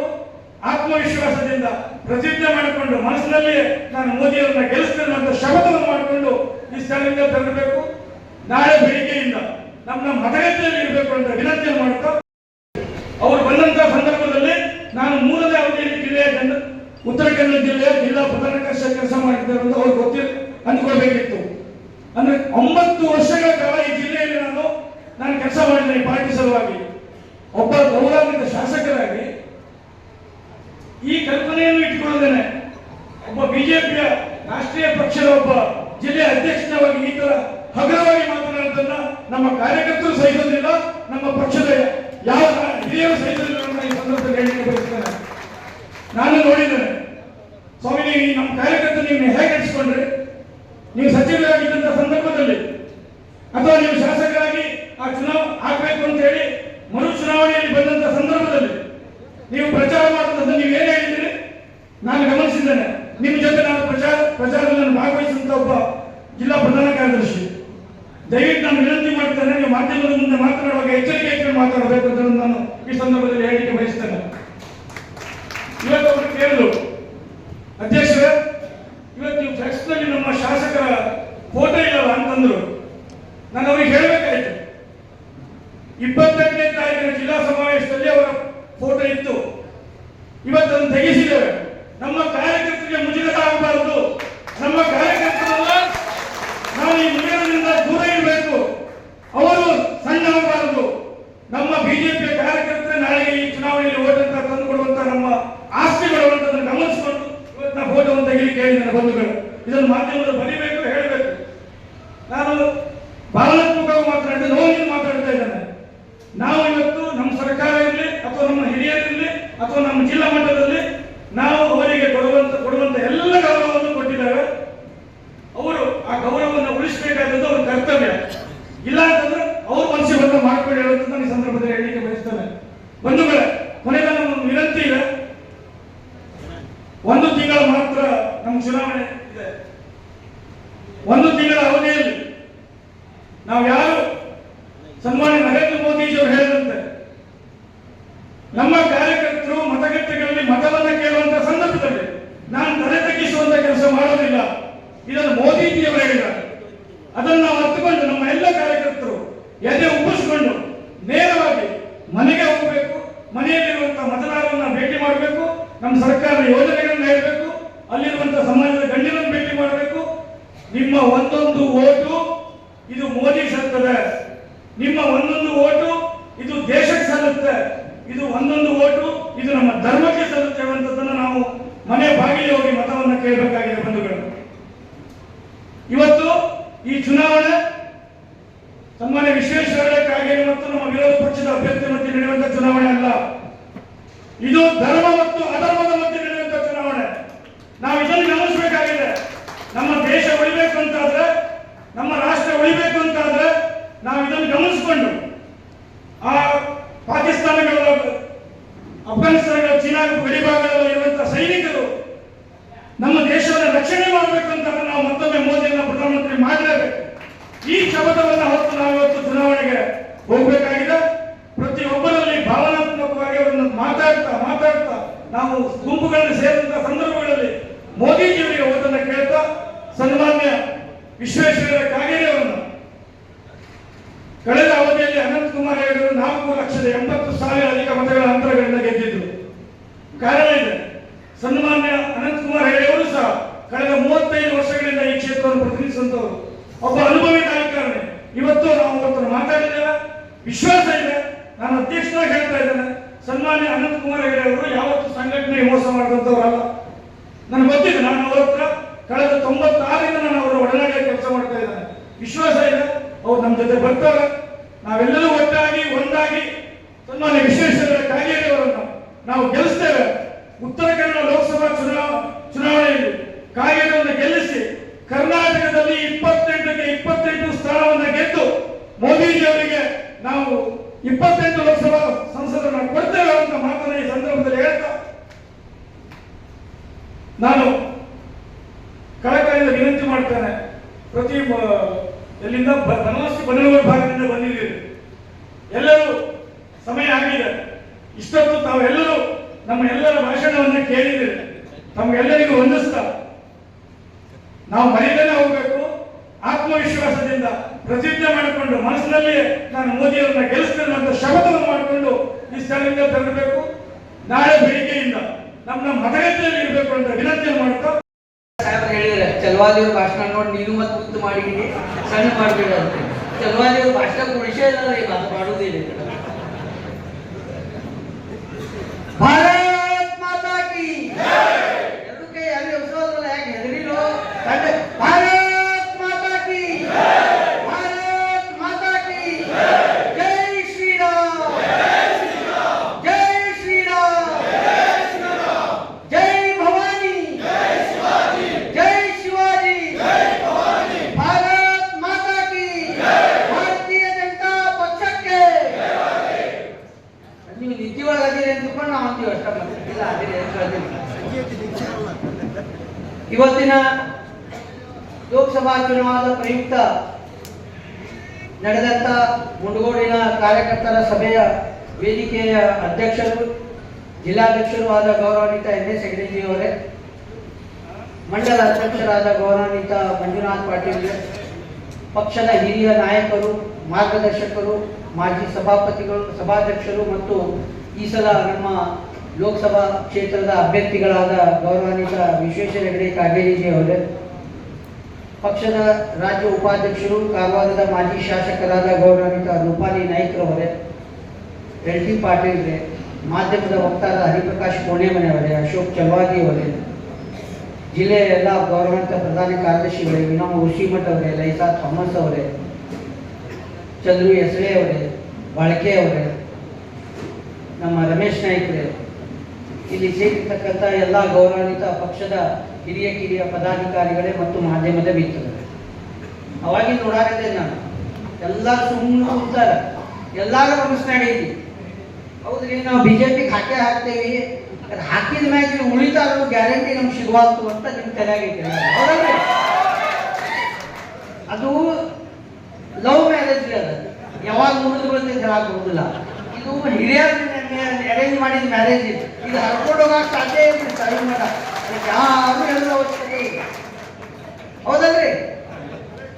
ಇವತ್ತಿನ ಲೋಕಸಭಾ ಚುನಾವಣೆ ನಮ್ಮ ದೇಶದಲ್ಲಿ ನಡೀತಾ ಇದೆ. ಇದು ಜಗತ್ತು ನೋಡ್ತಾ ಇದ್ದೇವೆ. ಭಾರತ ದೇಶದ 140 ಕೋಟಿ ಜನ ಏನ್ ಮಾಡ್ತಾರೆ ಈ ಸಲ? 11ನೇ ಸ್ಥಾನದಿಂದ ಆರ್ಥಿಕತೆಯನ್ನ ನಮಗೊಂದು ಕಾಲದಲ್ಲಿ ನಮ್ಮ ದೇಶವನ್ನು ಆಳಿದಂತ ಬ್ರಿಟಿಷರ ದೇಶಕ್ಕೂ ಮುಂದೆ ಹೋಗ್ಬಿಟ್ಟಿಲ್ಲ. ನಾವು ಅಷ್ಟು ದೊಡ್ಡ ಶ್ರೀಮಂತ ರಾಷ್ಟ್ರವಾಗಿ ಜಗತ್ತು ನಮ್ಗೆ ನೋಡ್ತಾ ಇದೆ. ಮಿಲಿಟರಿಯಲ್ಲಿ 4ನೇ ಸ್ಥಾನದಲ್ಲಿ ಹೋಗಿದ್ದೇವೆ. ರಾಮ ಮಂದಿರದ ಮೊನ್ನೆ ಉದ್ಘಾಟನೆ ಆದಾಗ ಮೊದಲು ಏನಾಗಿತ್ತಂದ್ರೆ, ಒಂದು ಕಾಲದಲ್ಲಿ ಛತ್ರಪತಿ ಶಿವಾಜಿ ಮಹಾರಾಜ್ ಅವರು ಹಿಂದೂ ಧರ್ಮದ ಹೋರಾಟ ಮಾಡಬೇಕಾದ್ರೆ ಇದು ನಮ್ಮ ಪಾರ್ಟ್ನಲ್ಲಿ ಇರ್ತಿತ್ತು. ಆಮೇಲೆ ಬೇರೆ ಬೇರೆ ಹಿಂದೂ ಧರ್ಮದ ಬೇರೆ ಬೇರೆದವರು ಹೋರಾಟ ಮಾಡಿದ್ರು. ಇಡೀ ನಮ್ಮ ಭಾರತ ದೇಶದ ಮೂಲೆ ಮೂಲೆಗಳ ಮಾಡಿದ್ರು. ಅದು ಒಂದೊಂದು ಪಾರ್ಟ್ನಲ್ಲಿ ಇತ್ತು. ಹಿಂದೂ ಧರ್ಮದ ಜಾಗೃತಿ ಒಂದೊಂದು ಪಾರ್ಟ್ನಲ್ಲಿ ಇತ್ತು. ಆದ್ರೆ ಈ ಸಲ ರಾಮ ಮಂದಿರದ ಉದ್ಘಾಟನೆ ಆದಾಗ ಇಡೀ ಜಗತ್ತು ಸನಾತನ ಸಂಸ್ಕೃತಿ ಹಿಂದೂ ಧರ್ಮದ ಗುಣಗಾನ ಮಾಡುವಂತ ಸನ್ನಿವೇಶಗಳು 100ಕ್ಕೂ ಹೆಚ್ಚಿನ ದೇಶಗಳಲ್ಲಿ, ಅದು ಮುಸ್ಲಿಂ ರಾಷ್ಟ್ರಗಳಲ್ಲೂ ಸಹ ರಾಮನ ಮಂದಿರ, ಈಶ್ವರನ ಮಂದಿರ, ಹಿಂದೂ ಧರ್ಮದ ಪ್ರತಿಪಾದನೆ, ಯೋಗದ ಪ್ರತಿಪಾದನೆ ಮಾಡುವಂತಹ ವ್ಯವಸ್ಥೆ ಇವತ್ತಿನ ದಿನ ಆಗಿದ್ದರಿಂದ ಇಡೀ ಜಗತ್ತು ಇವತ್ತಿನ ದಿನ ಭಾರತ ದೇಶದತ್ತ ನೋಡ್ತಾ ಇದೆ. ಯಾಕಂತ ಹೇಳಿದ್ರೆ ಈ ಸನಾತನ ಧರ್ಮ, ಈ ಸನಾತನ ಸಂಸ್ಕೃತಿ ಇದು ನಮ್ಮ ಮಣ್ಣಿಂದ, ಇದು ನಮ್ಮ ನಿಮ್ಮೆಲ್ಲರ ರಕ್ತದಲ್ಲಿ ಇರುವಂತಹ ಹಿಂದೂ ಧರ್ಮದ ಸಂಸ್ಕೃತಿ. ಇದು ಏನ್ ಮಾಡ್ತದೆ ಈ ಸಲ ಅಂತ ಜಗತ್ತು ನೋಡ್ತಾ ಇದೆ ಇವತ್ತಿನ ದಿನ. ಸಾಕಷ್ಟು ಮೋದಿ ಅವರು ಸಾಧನೆ ಮಾಡಿದಂತ ಅಭಿವೃದ್ಧಿ ಕಾಮಗಾರಿಗಳ ಬಗ್ಗೆ ಹೇಳಿದರು. ಅಭಿವೃದ್ಧಿ ಇದು ನಿರಂತರವಾದಂತಹ ಪ್ರಕ್ರಿಯೆ. ಕಾಂಗ್ರೆಸ್ ವರ್ಷ 65 ವರ್ಷಗಳ ಕಾಲ ಅಭಿವೃದ್ಧಿ ಮಾಡಲಿಲ್ಲ. ಯಾಕೆ ಮಾಡಲಿಲ್ಲ ಗೊತ್ತಿದೆ ನಿಮಗೆ? ಭಾರತ ದೇಶದ ಬಗ್ಗೆ ಕಾಂಗ್ರೆಸ್ನವರಿಗೆ ಇದು ನಮ್ಮ ದೇಶ ಅನ್ನುವಂತ ಭಾವನೆ ಜವಾಹರ್ಲಾಲ್ ನೆಹರು ಅವರಿಂದ ಹಿಡ್ಕೊಂಡು ಸೋನಿಯಾ ಗಾಂಧಿವರೆಗೆ, ರಾಹುಲ್ ಗಾಂಧಿವರೆಗೆ ಇಲ್ಲ. ಈ ದೇಶ ನಮ್ದು ಅಂತ. ಈ ದೇಶವನ್ನ ಧರ್ಮದ ಆಧಾರಗಳ ಮೇಲೆ ದೇಶವನ್ನ ತುಂಡು ಮಾಡಿ, ಈ ದೇಶದ ಬಹುಸಂಖ್ಯಾತರನ್ನ ಜಾತಿಗಳ ಆಧಾರದ ಮೇಲೆ ತುಂಡು ಮಾಡಿ, ದೇವಸ್ಥಾನಗಳ ಆಧಾರದ ಮೇಲೆ ತುಂಡು ಮಾಡಿ, ಮಠಾಧೀಶರ ಆಧಾರದ ತುಂಡು ಮಾಡಿ, ಭಾಷೆಗಳ ಮೇಲೆ ತುಂಡುಗಳನ್ನ ಮಾಡಿ, ಭಾರತ ದೇಶದ ಬಹುಸಂಖ್ಯಾತ ಹಿಂದೂಗಳು ಯಾವುದೇ ರೀತಿಯಲ್ಲಿ ಜಗತ್ತಿನಲ್ಲಿ ನಾಯಕತ್ವ ಕೊಡುವಂತ ಲೆಕ್ಕಕ್ಕೆ ಹೋಗಬಾರ್ದು ಅಂತೇಳಿ ಕಾಂಗ್ರೆಸ್ನವರು ಮಾಡಿದಂತ ಷಡ್ಯಂತ್ರದಿಂದ ಇವತ್ತಿನವರೆಗೆ ನಾವು ಇವತ್ತಿನ ಉಳಿದಿದ್ದೇವೆ. ಇಲ್ಲ ರಾಮ ಮಂದಿರ ಯಾವಾಗಲೂ ಆಗಿ ಹೋಗ್ತಿತ್ತು. ಬ್ರಿಟಿಷ್ 47ರಲ್ಲಿ ಸ್ವಾತಂತ್ರ್ಯ ಕೊಟ್ಟಾಗ ಸೋಮನಾಥ ಮಂದಿರವನ್ನ ನಮ್ಮ ವಲ್ಲಭಾಯಿ ಪಟೇಲ್ ಕಟ್ಟಬೇಕಾಗಿದ್ದಿದ್ರೆ, ನೆಹರು ಅವರ ಮನಸ್ಸಿನಲ್ಲಿ ಅದು ಅವಾಗ ಇದ್ದಿದ್ದಿದ್ರೆ ರಾಮ ಮಂದಿರ ಯಾವಾಗಲೂ ನಿರ್ಮಾಣ ಆಗುತ್ತೆ. ಇವತ್ತು ನಾವು ಕಾಶಿ ಮತ್ತು ಮಥುರಾ ಬಗ್ಗೆ ಹೇಳ್ತಾ ಇದ್ದೇವೆ. ಮುಂದಿನ ಸಲ ನಾವು ಅಧಿಕಾರಕ್ಕೆ ಬಂದ ಮೇಲೆ ಕಾಶಿ ದೇವಸ್ಥಾನ ಕಟ್ಟೆ ಕಟ್ತೇವೆ, ಮಥುರಾವನ್ನು ನಾವು ಕಟ್ಟೆ ಕಟ್ತೇವೆ. ಅದರಲ್ಲಿ ಏನು ಸಂಶಯ ಇಲ್ಲ. ಯಾಕಂದ್ರೆ ಇದು ನಮ್ಮ ರಾಷ್ಟ್ರೀಯತೆಯ ಸಂಕೇತ. ಇದು ನಮ್ಮ ದೇಶದ ಸನಾತನ ಸಂಸ್ಕೃತಿ, ಸನಾತನ ಧರ್ಮದ ಸಂಕೇತ. ಇದು ನಮ್ಮ ಹಕ್ಕಿದು. ನಾವು ಹಿಂದೂಗಳು ನಮ್ಮ ದೇಶ ಅನ್ನಲಿಕ್ಕೆ ಯಾಕೆ ನಾಚಿಕೆ ಆಗ್ಬೇಕ್ರಿ? ಯಾಕೆ ಆಗ್ಬೇಕು? ಬಾಬಾ ಸಾಹೇಬ್ ಅಂಬೇಡ್ಕರ್ ಅವರು ನಮ್ಮ ಸಂವಿಧಾನವನ್ನು ಕೊಟ್ಟರು. ಆ ಸಂವಿಧಾನದ ಪ್ರತಿಯೊಂದು ಪೇಜ್ನಲ್ಲಿ ರಾಮನ ಪೋಸ್ಟ್ಗಳನ್ನ, ಫೋಟೋಗಳನ್ನ ಹೇಳುವ ಮೂಲಕ ಬಾಬಾ ಸಾಹೇಬ್ ಅಂಬೇಡ್ಕರ್ ಅವತ್ತಿನ ದಿನ ಹೇಳಿದ್ದಾರೆ, ರಾಮ ನಮ್ಮ ದೇಶದ ರಾಜ ಅಂತ ಹೇಳಿ. ಇವತ್ತು ಕಾಂಗ್ರೆಸ್ ಬಿಜೆಪಿಯವರು ಸಂವಿಧಾನ ಬದಲಾವಣೆ, ಯಾವುದೂ ಸಂವಿಧಾನ ಬದಲಾವಣೆ ಮಾಡುವುದಿಲ್ಲ. ಯಾರು ಸಂವಿಧಾನದ ನಿರ್ಮಾಣ ಮಾಡಿದ್ದಾರೆ, ಆ ಸಂವಿಧಾನ ನಿರ್ಮಾಣ ಮಾಡಿದಂತ ಡಾಕ್ಟರ್ ಬಾಬಾ ಸಾಹೇಬ್ ಅಂಬೇಡ್ಕರ್ ಅವರಿಗೆ ಅವಮಾನ ಮಾಡಿದ್ದು ಕಾಂಗ್ರೆಸ್, ನಾವಲ್ಲ. ಇದೇ ನೆಹರು ಅವರು ಆ ಸಂದರ್ಭದಲ್ಲಿ ಎಲ್ಲಾ ಮುಖ್ಯಮಂತ್ರಿಗಳಿಗೆ ಚೀಟಿ ಬರೆದಿದ್ರು, ದಲಿತರಿಗೆ ಪ್ರಮೋಷನ್ಸ್ ಕೊಡಬಾರದು ಅಂತ ಹೇಳಿ, ಅದರಿಂದ ಅಡ್ಮಿನಿಸ್ಟ್ರೇಷನ್ ಆಗುದಿಲ್ಲ ಅಂತ ಹೇಳಿ. ನಾವು ಆ ಕೆಲಸಗಳನ್ನ ಮಾಡಲಿಲ್ಲ. ಸಂವಿಧಾನವನ್ನ ತಿರುಚಿ 1975 ಇಸ್ವಿಯಲ್ಲಿ ಬಾಬಾ ಸಾಹೇಬ್ ಅಂಬೇಡ್ಕರ್ ಅವರು ಬರೆದಂತಹ ಸಂವಿಧಾನವನ್ನ ಮೊಟ್ಟ ಮೊದಲನೇ ತಿದ್ದುಪಡಿ ತಿರುಚಿ ಮಾಡಿದ್ದು ಯಾರು ಅಂತ ಹೇಳಿದ್ರೆ ಕಾಂಗ್ರೆಸ್ದವರು. ಜಾತ್ಯತೀತ ಸಂವಿಧಾನ ಅಂತ ಮಾಡಿದ್ರು. ಆರ್ಟಿಕಲ್ 29, 28, 29, 30ಗೆ ಅಮೆಂಡ್ಮೆಂಟ್ ತಗೊಂಡು ಬಂದ್ರು. ಈ ದೇಶದಲ್ಲಿ ಬಹುಸಂಖ್ಯಾತ ಹಿಂದೂಗಳು ಯಾವುದೇ ರೀತಿಯ ಶಿಕ್ಷಣ ಸಂಸ್ಥೆ ನಡೆಸುವಂಗಿಲ್ಲ, ನಮ್ಮ ಹಿಂದೂಗಳಿಗೆ ರಿಸರ್ವೇಶನ್ ಕೊಡುವಂಗಿಲ್ಲ, ಧರ್ಮದ ಬೋಧನೆ ಮಾಡುವಂಗಿಲ್ಲ ಅಂತ ಹೇಳಿ ಅವಾಗ ಸಂವಿಧಾನವನ್ನು ತಿದ್ದುಪಡಿ ಮಾಡಿದ್ಯಾರು? ಯಾಕೆ ಅವಶ್ಯಕತೆ ಇತ್ತು ನಿಮ್ಗೆ? ಯಾಕೆ ನೀವು ಹಿಂದೂಗಳ ವಿರುದ್ಧವಾದಂತ ಈ ರೀತಿಯ ಭಾವನೆಗಳನ್ನು ಮಾಡಿದ್ರಿ? ಯಾಕೆ ಮಾಡಿದ್ರಿ ಅಂತ ಹೇಳಿದ್ರೆ ಹಿಂದೂಗಳ ಬಗ್ಗೆ ದ್ವೇಷದ ಭಾವನೆ ಇಟ್ಕೊಂಡು. ಇವಾಗ ಸಿದ್ದರಾಮಯ್ಯ ಅವರು ಬಂದು ಏನ್ ಮಾಡ್ತಾ ಇದ್ದಾರೆ? ಹಿಂದೆ SDP, FDR 16-17 ಜನರ ಮೇಲೆ ಮುಸ್ಲಿಮ್ಸ್ ಮೇಲೆ ಕೇಸ್ ಇದ್ದಿದ್ದಾರೆ, ವಾಪಸ್ ತಗೊಂಡ್ರಿ ಹೋದ ಸರ್ಕಾರದಲ್ಲಿ. ಈಗೇನ್ ಮಾಡಿದ್ರಿ? ಈಗ ಎಷ್ಟು ಕೇಸ್ಗಳನ್ನು ವಾಪಸ್ ತಗೊಂಡ್ರಿ? ನಮ್ಮ ಕರಸೇವಕರನ್ನ ಯಾವಾಗ ಕಟ್ಟಿದವನು ರಾಮ ಮಂದಿರ, ಮೊನ್ನೆ ನಮ್ಮ ಕರಸೇವಕರನ್ನ ಅರೆಸ್ಟ್ ಮಾಡುವಂತ ಕೆಲಸ ಮಾಡಿದ್ರಿ. ಮೊನ್ನೆ ದಿನ ನಮ್ಮ ಭಟ್ಕಳದ ಹಿಂದೂ ಕಾರ್ಯಕರ್ತರನ್ನ ಗಡಿಪಾರು ಮಾಡುವಂತ ಕೆಲಸ ಮಾಡಿದ್ರಿ. ಹಿಂದೂಗಳ ದೇವಸ್ಥಾನದ ಹುಂಡಿಯಿಂದ ದುಡ್ಡನ್ನು ತೆಗೆದು ಇತರೆ ಧರ್ಮದವರಿಗೆ ಹಂಚುವಂತ ಕಾಯ್ದೆಯನ್ನ ತಗೊಂಡು ಬಂದ್ರಿ. ಇದೇನ್ ತೋರಿಸ್ತದೆ ಸಿದ್ದರಾಮಯ್ಯನವರೇ? ಜಾತಿವಾದಗಳು ನೀವೋ ನಾವು, ಕೋಮುವಾದಿಗಳು ನೀವೋ ನಾವು.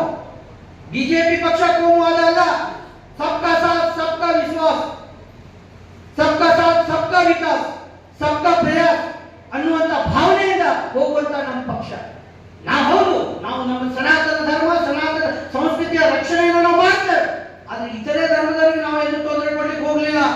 ಇವತ್ತು CAA ಜಾರಿಗೆ ತಗೊಂಡು ಬಂದ್ರು. ಯಾಕೆ CAA ಬಂತು? 46ರಲ್ಲಿ ನಮ್ಮ ಇಂಡಿಯಾ ಪಾಕಿಸ್ತಾನದಿಂದ ತುಂಡು ಮಾಡಿದಾಗ ಜಾತಿಗಳ ಆಧಾರದ ಮೇಲೆ, ಅವಾಗ ಪಾಕಿಸ್ತಾನದಲ್ಲಿದ್ದಂತ ಹಿಂದೂಗಳು, ಕ್ರಿಶ್ಚಿಯನ್ರು, ಬುದ್ಧರು, ದಲಿತರು ಇವರೆಲ್ಲ ಏನು ನಮ್ಮ ದೇಶಕ್ಕೆ ಬಂದ್ರು, ಅವ್ರಿಗೆ ಇವತ್ತಿನವರೆಗೆ ಪೌರತ್ವ ಕೊಡಲಿಲ್ಲ. ಅದಕ್ಕೆ CAA ತಗೊಂಡು ಬಂದ್ರು. ಇವತ್ತಿನ ದಿನ ನಮ್ಮ ಜನರಿಗೆ ನಾವು ಒಪ್ಕೊಳ್ಳುವಂತ ಕೆಲಸ ಆಗಿದೆ. ಕಾಶ್ಮೀರದಲ್ಲಿ ಇವತ್ತು ಹೇಳ್ತಾರೆ ಕಾಂಗ್ರೆಸ್ನವರು, ಅಂಬೇಡ್ಕರ್ ಅವರ ಬಗ್ಗೆ, ಸಂವಿಧಾನದ ಬಗ್ಗೆ ಹೇಳುವಂತ ನೈತಿಕತೆಯನ್ನು ಮಾತಾಡ್ತಾರೆ.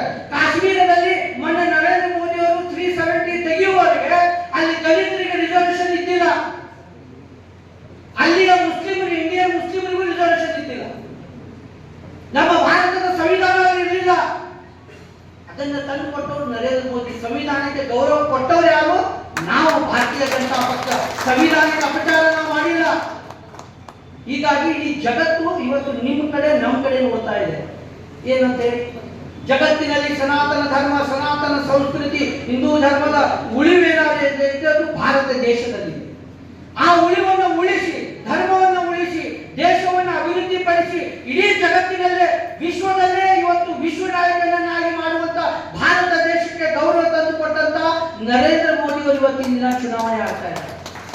ಇವತ್ತು ನೀವು ಹೇಳ್ತಾ ಇರ್ಬೋದು ಭಾರತೀಯ ಜನತಾ ಪಕ್ಷದ ಅಭ್ಯರ್ಥಿ ವಿಶ್ವೇಶ್ವರ ಹೆಗಡೆ ಕಾಗೇರಿ ಅವರಂತ ನೀವು ಹೇಳ್ತಿರ್ಬೋದು.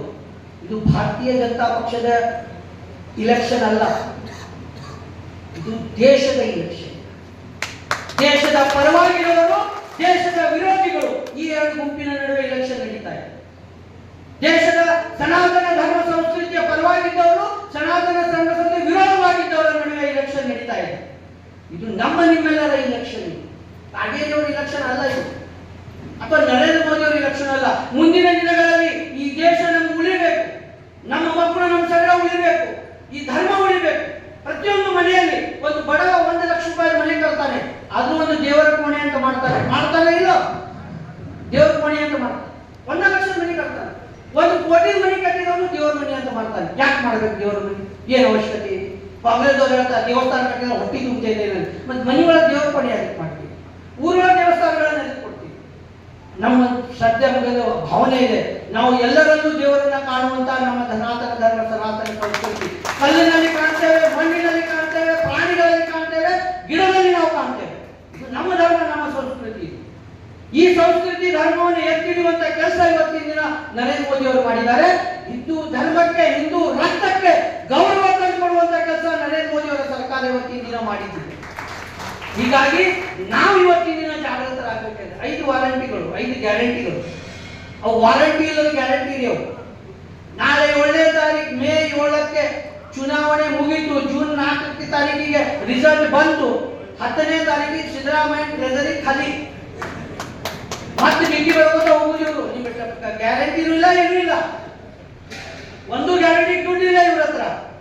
ಮೋದಿಯವರು 350ಕ್ಕೂ ಹೆಚ್ಚಿನ ಗ್ಯಾರಂಟಿ ಕೊಟ್ಟಿದ್ದಾರೆ ಮತ್ತು ದೇಶವನ್ನ 4ನೇ ಆರ್ಥಿಕತೆ ತಗೊಂಡು ಹೋಗಿದ್ದಾರೆ. ಇವ್ರು ಕೊಟ್ಟಿದ್ದ 5 ಗ್ಯಾರಂಟಿ ದಿಕ್ಕು ದಿವಾಳಿ ನಿಲ್ಲಿಸ್ಬಿಟ್ಟಾರೆ. ಟೀಚರ್ಗಳು ಸಂಬಳ ಇಲ್ಲ, ಮಾಸ್ಟರ್ಗಳಿಗೆ, ಇವರಿಗೆ ನಮ್ಮ ಗವರ್ಮೆಂಟ್ ನೌಕರಿಗೆ ಸಂಬಳ ಇಲ್ಲ, ಒಂದು ರಸ್ತೆ ಮಾಡ್ಲಿಕ್ಕೆ ಬರುವುದಿಲ್ಲ. ಸುಳ್ಳು ಹೇಳ್ತಾರೆ ಇವತ್ತಂತ, ಮೋದಿ ಸುಳ್ಳು ಹೇಳ್ತಾರೆ ಅಂತ ಹೇಳ್ತಾರೆ ಇವರು. ಮೊನ್ನೆ ರೈತರ ಖಾತೆಗೆ 2,000 ರೂಪಾಯಿ ಹಾಕ್ತಾರೆ ಅಂತ ಹೇಳಿದ್ರು. ಎಲ್ಲ ಹಾಕಿದ್ರಿ ಸಿದ್ದರಾಮಯ್ಯ ಅವರೇ? ಎಲ್ಲ ಹಾಕಿದ್ರಿ? ಹಾಕೇ ಇಲ್ಲ.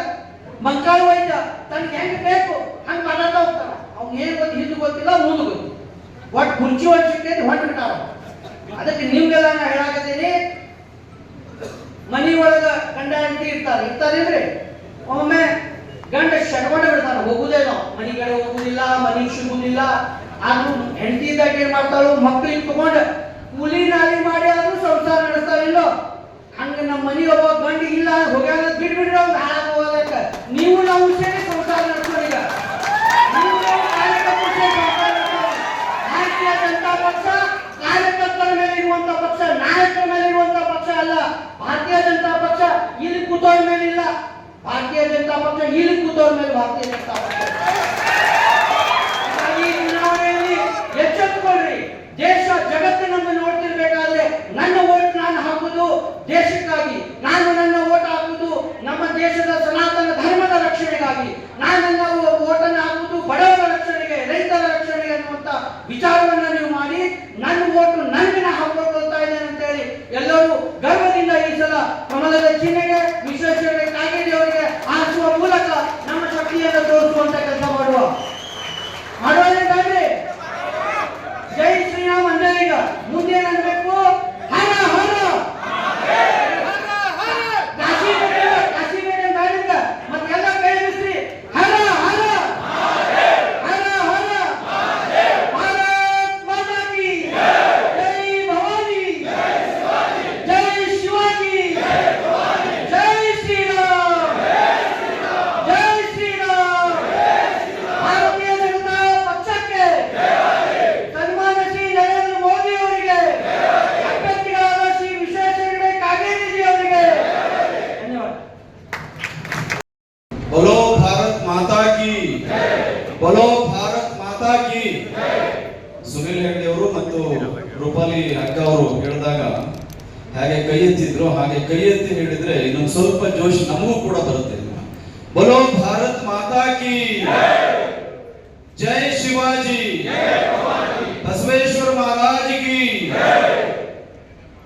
ಆತ್ಮೀಯ ಬಂಧುಗಳೇ, ಸನ್ಮಾನ್ಯ LT ಪಾಟೀಲ್ ಅವರು ಮಾತನಾಡುವ ಸಂದರ್ಭದಲ್ಲಿ ಮುಂಡಗೋಡು ಸ್ವಲ್ಪ ಡೋಲಾಯಮಾನವಾಗಿ ಇದೆ ಅನ್ನುವಂತಹ ಒಂದು ಅನುಮಾನದ ಮಾತನ್ನ ಆಡಿದರು. ಆದರೆ ಅವರಿಗೇನೆ ಮುಂಡಗೋಡು ಡೋಲಾಯಮಾನವಾಗಿ ಇಲ್ಲ, ಮೊದಲಿಗಿಂತಲೂ ಹೆಚ್ಚು ಶಕ್ತಿಶಾಲಿಯಾಗಿದೆ ಅಂತ ನಿಮ್ಮ ಘೋಷಣೆಗಳ ಮೂಲಕ ನೀವೆಲ್ಲರೂ ತೋರಿಸ್ಕೊಟ್ಟಿದ್ದೀರಿ. ಭಾರತೀಯ ಜನತಾ ಪಾರ್ಟಿ ಯಾವುದೇ ಒಬ್ಬ ವ್ಯಕ್ತಿಯ ಮೇಲೆ ನಿಂತ್ಕೊಂಡಿರುವಂತಹ ಪಕ್ಷ ಅಲ್ಲ, ನಿಮ್ಗೆಲ್ರಿಗೂ ಗೊತ್ತಿದೆ. ಮುಂಡಗೋಡು ಯಾಕೆ ಡೋಲಾಯಮಾನವಾಗಿದೆ ಅಂತ ಮಾತನಾಡ್ತಾರೆ ಅಂತಂದ್ರೆ, ಇಡೀ ಜಿಲ್ಲೆಯ ಬೇರೆ ಬೇರೆ ತಾಲೂಕುಗಳ ಚಿತ್ರಣ ಬೇರೆ ತರನದ್ದು, ಆದರೆ ಮುಂಡಗೋಡಿನ ಚಿತ್ರಣ ಬೇರೆ ತರವಾಗಿದೆ. ಇಲ್ಲಿ ಬಡವರು, ಮಧ್ಯಮ ವರ್ಗದವರು, ಕಾರ್ಮಿಕರು, ರೈತ ಕಾರ್ಮಿಕರು, ಕೃಷಿ ಕಾರ್ಮಿಕರು ಇವರೇ ತುಂಬಿಕೊಂಡಿರ್ತಕ್ಕಂತಹ ತಾಲೂಕು. ಇಲ್ಲಿ ಬಡತನ ಇರಬಹುದು, ಕಷ್ಟಪಡ್ತಾ ಇರೋರು ಇರಬಹುದು, ಆದರೆ ಮುಂಡಗೋಡು ತಾಲೂಕಿನ ನಮ್ಮ ಕಾರ್ಯಕರ್ತರಿಗೆ ಹೃದಯ ಶ್ರೀಮಂತಿಕೆಗೆ, ದೇಶಭಕ್ತಿಗೆ, ಧರ್ಮ ಭಕ್ತಿಗೆ, ಪಕ್ಷದ ಭಕ್ತಿಗೆ ಯಾವುದೇ ಬಡತನ ಇಲ್ಲ ಅನ್ನುವಂಥದ್ದನ್ನ ನೀವೆಲ್ಲರೂ ಕೂಡ ಜೈಕಾರವನ್ನು ಹಾಕೋದ್ರ ಮೂಲಕ ಹೇಳಬೇಕು ಮತ್ತು ಆ ಮೂಲಕ ಒಂದು ಸಂದೇಶವನ್ನು ಕೊಡಬೇಕು ಅಂತ ನಾನು ಕೇಳ್ಕೊಳ್ತೇನೆ.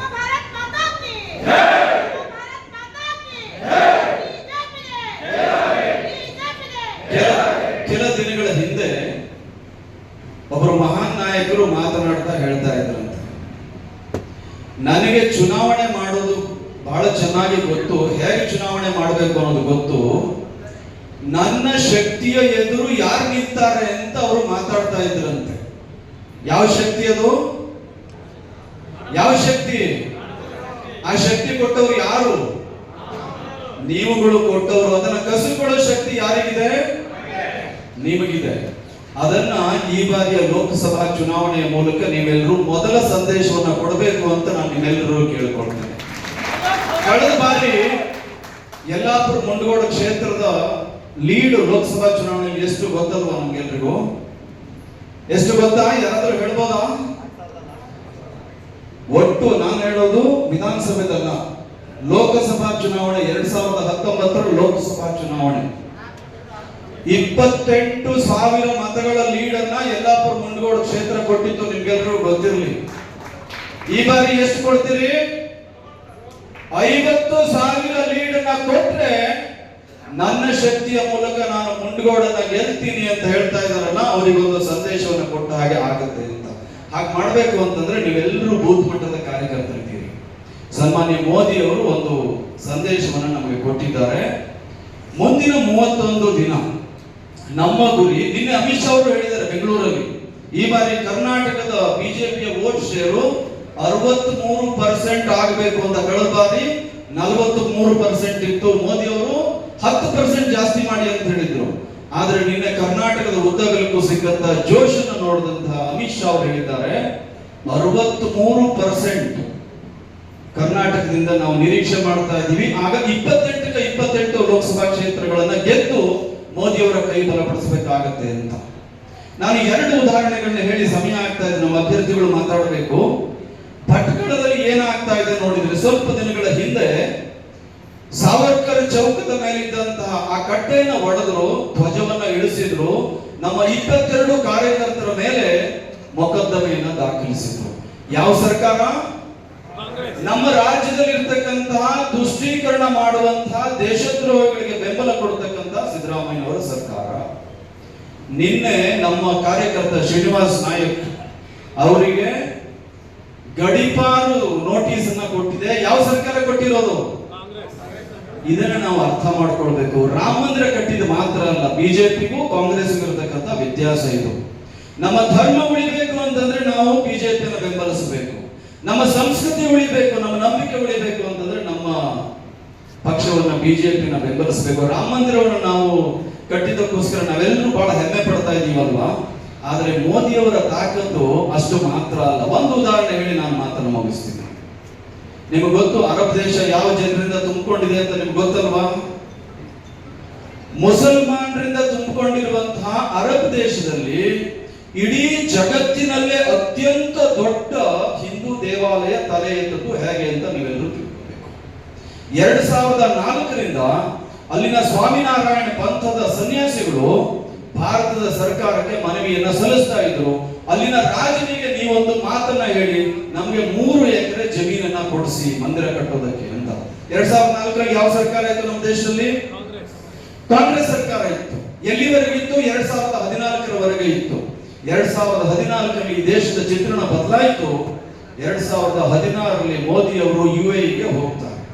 ಅಲ್ಲಿ ಹೋದಂತ ಸಂದರ್ಭದಲ್ಲಿ ಮೋದಿ ಅವರಿಗೂ ಬಹಳ ನಿರಾಶೆಯಿಂದ 10 ವರ್ಷ ಮನವಿ ಕೊಟ್ಟಿದ್ದೀವಿ, ಹಾಗೆ ಭಾರತದ ಪ್ರಧಾನಿ ಬಂದಿದ್ದಾರೆ, ಇವರಿಗೂ ಒಂದು ಮನವಿ ಕೊಡೋಣ ಅಂತ ಹೇಳಿ ಕೊಡ್ತಾರೆ. ಆಗ ಆ ಮನವಿಯನ್ನ ನೋಡಿದ ತಕ್ಷಣ ಅಲ್ಲಿನ ರಾಜನಿಗೆ ಮೋದಿ ಅವರು ಹೇಳ್ತಾರೆ, ಆ ಪತ್ರವನ್ನ ಅವರು ವರ್ಗಾಯಿಸ್ತಾರೆ. ಮೋದಿ ಅವರು ಮನವಿಯನ್ನು ಮಾಡಿಲ್ಲ, ಪತ್ರವನ್ನ ವರ್ಗಾಯಿಸ್ತಾರೆ. ಇದು ನನಗೆ ಕೊಟ್ಟಂತ ಪತ್ರ, ಇದನ್ನ ನಿಮಗೆ ಕೊಡ್ತೀನಿ ಅಂತ ಅಲ್ಲಿನ ದೊರೆಗೆ ಕೊಡ್ತಾರೆ.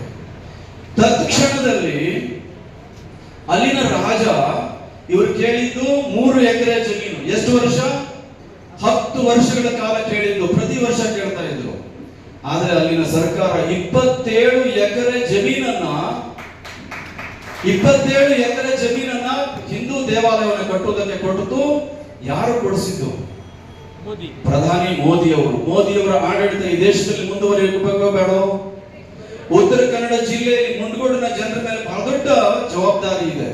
ಮುಂಡಗೋಡಲ್ಲಿ ನೀವು ಯಾವ ಗುಂಡಾಗರ್ದಿ ರಾಜಕಾರಣವನ್ನ ನೋಡ್ತಾ ಇದ್ದೀರೋ, ಯಾವ ದುಡ್ಡಿನ ರಾಜಕಾರಣವನ್ನ ನೀವು ನೋಡ್ತಾ ಇದ್ದೀರೋ, ಯಾವ ಭ್ರಷ್ಟಾಚಾರದ ರಾಜಕಾರಣವನ್ನ ನೋಡ್ತಾ ಇದ್ದೀರೋ, ಇದು ಇಡೀ ಉತ್ತರ ಕನ್ನಡ ಜಿಲ್ಲೆಗೆ ವ್ಯಾಪಿಸುತ್ತೆ. ನಾವು ಎಚ್ಚರ ತಪ್ಪಿದ್ರೆ ನೆನ್ಪಿಟ್ಕೊಳ್ಳಿ ಬಂಧುಗಳೇ. ಇದನ್ನ ಮುಂಡಗೋಡಿನ ಮತದಾರರು, ಕಾರ್ಯಕರ್ತರು ನಾವು ಇದನ್ನ ಅವಕಾಶವನ್ನು ಕೊಡಬೇಕಾ ಯೋಚನೆ ಮಾಡಿ. ಸನ್ಮಾನ್ಯ ವಿಶ್ವೇಶ್ವರ ಹೆಗಡೆ ಕಾಗೇರಿ ಅವರು ಪ್ರಧಾನಿ ಮೋದಿಯವರ ಪ್ರತೀಕವಾಗಿ, ಪ್ರಧಾನಿ ಮೋದಿಯವರು 40 ವರ್ಷಗಳಿಗೂ ಹೆಚ್ಚು ಕಾಲ ಸಮರ್ಪಿತ ಸ್ವಚ್ಛ ರಾಜಕಾರಣವನ್ನ ನೇತೃತ್ವವನ್ನು ಕೊಟ್ಟಿರ್ತಕ್ಕಂಥ ವ್ಯಕ್ತಿ. ನಮ್ಮ ಅಭ್ಯರ್ಥಿ ಕೂಡ 40 ವರ್ಷಗಳಿಂದ ಸಮರ್ಪಿತ ಸಾಮಾಜಿಕ ಕಾರ್ಯಕರ್ತರಾಗಿ ಒಂದೇ ಒಂದು ಕಪ್ಪು ಚುಕ್ಕೆಯನ್ನು ಜೀವನದಲ್ಲಿ ಅಂಟಿಸಿಕೊಳ್ಳದಿರ್ತಕ್ಕಂತಹ ಒಬ್ಬ ಶುಭ್ರ ಸ್ವಚ್ಛ ಮನಸ್ಸಿನ ನಮ್ಮ ಪಕ್ಷದ ಪ್ರತೀಕ ಆಗಿರ್ತಕ್ಕಂಥ, ನಮ್ಮ ಮೋದಿಯವರ ಪ್ರಧಾನಿಯವರ ಪ್ರತೀಕ ಆಗಿರ್ತಕ್ಕಂಥ ಅಭ್ಯರ್ಥಿ ನಮ್ಮ ಜೊತೆ ಇದ್ದಾರೆ. ಇವರನ್ನ ಗೆಲ್ಲಿಸೋ ಮೂಲಕ ಉತ್ತರ ಕನ್ನಡದ ರಾಜಕಾರಣ ಇದು ಗುಂಡಾ ರಾಜಕಾರಣ ಅಲ್ಲ. ಉತ್ತರ ಕನ್ನಡದ ರಾಜಕಾರಣ ಇದು ದುಡ್ಡಿನ ರಾಜಕಾರಣ ಅಲ್ಲ. ಸುಸಂಸ್ಕೃತ ಸಭ್ಯ ನೇತಾರರ ರಾಜಕಾರಣ. ಅದರ ಪ್ರತೀಕವಾಗಿ ನಾವೆಲ್ಲರೂ ಕೂಡ ವಿಶ್ವೇಶ್ವರ ಹೆಗಡೆ ಅವರನ್ನ ಗೆಲ್ಲಿಸಬೇಕು ಅಂತ ಕಾರ್ಯಕರ್ತ ಬಂಧುಗಳಲ್ಲಿ ಮತ್ತೊಮ್ಮೆ ನಾನು ವಿನಂತಿಯನ್ನು ಮಾಡಿಕೊಳ್ಳುತ್ತೇನೆ. ಮುಂಡಗೋಡಿನ ಕಾರ್ಯಕರ್ತರ ಮೇಲೆ ವಿಶೇಷವಾದಂತಹ ಜವಾಬ್ದಾರಿ ಇದೆ. 63%, ನಾವು ಕಳೆದ ಬಾರಿ 43% ಇತ್ತು. 23% ಜಾಸ್ತಿ ಆಗ್ಬೇಕು ಅಂತಂದ್ರೆ ನಾವು ಮುಂದಿನ 31-32 ದಿನಗಳ ಕಾಲ ನಮ್ಮ ಮನೆ, ನಮ್ಮ ಕೆಲಸ, ನಮ್ಮ ಹೆಂಡತಿ, ನಮ್ಮ ಮಕ್ಕಳು ನೋಡ್ತಾ ಕೂತ್ರೆ ಇದು ಸಾಧ್ಯ ಆಗಲ್ಲ. ನೀವೆಲ್ಲರೂ ಕನಿಷ್ಠ 100 ಹೊಸ ಮತದಾರರನ್ನ ತಂದ್ರೆ ಮಾತ್ರ ಸಾಧ್ಯ ಆಗುತ್ತೆ. ಅದನ್ನ ಮಾಡ್ತೀವಿ ಅನ್ನುವಂತಹ ಭರವಸೆ ನೀವೆಲ್ಲರೂ ಕೈ ಎತ್ತಿ ಜೈ ಜೈಕಾರವನ್ನು ಹಾಕೋದ್ರ ಮೂಲಕ ಕೊಡಬೇಕು ಅಂತ ಕೇಳಿಕೊಳ್ತೀನಿ. ಬೋಲೋ ಭಾರತ್ ಮಾತಾ ಕಿ, ಬೋಲೋ ಭಾರತ್ ಮಾತಾ ಕಿ. ವೇದಿಕೆ ಮೇಲೆ ಈ ಕಾರ್ಯಕ್ರಮವನ್ನು ಉದ್ಘಾಟಿಸಿ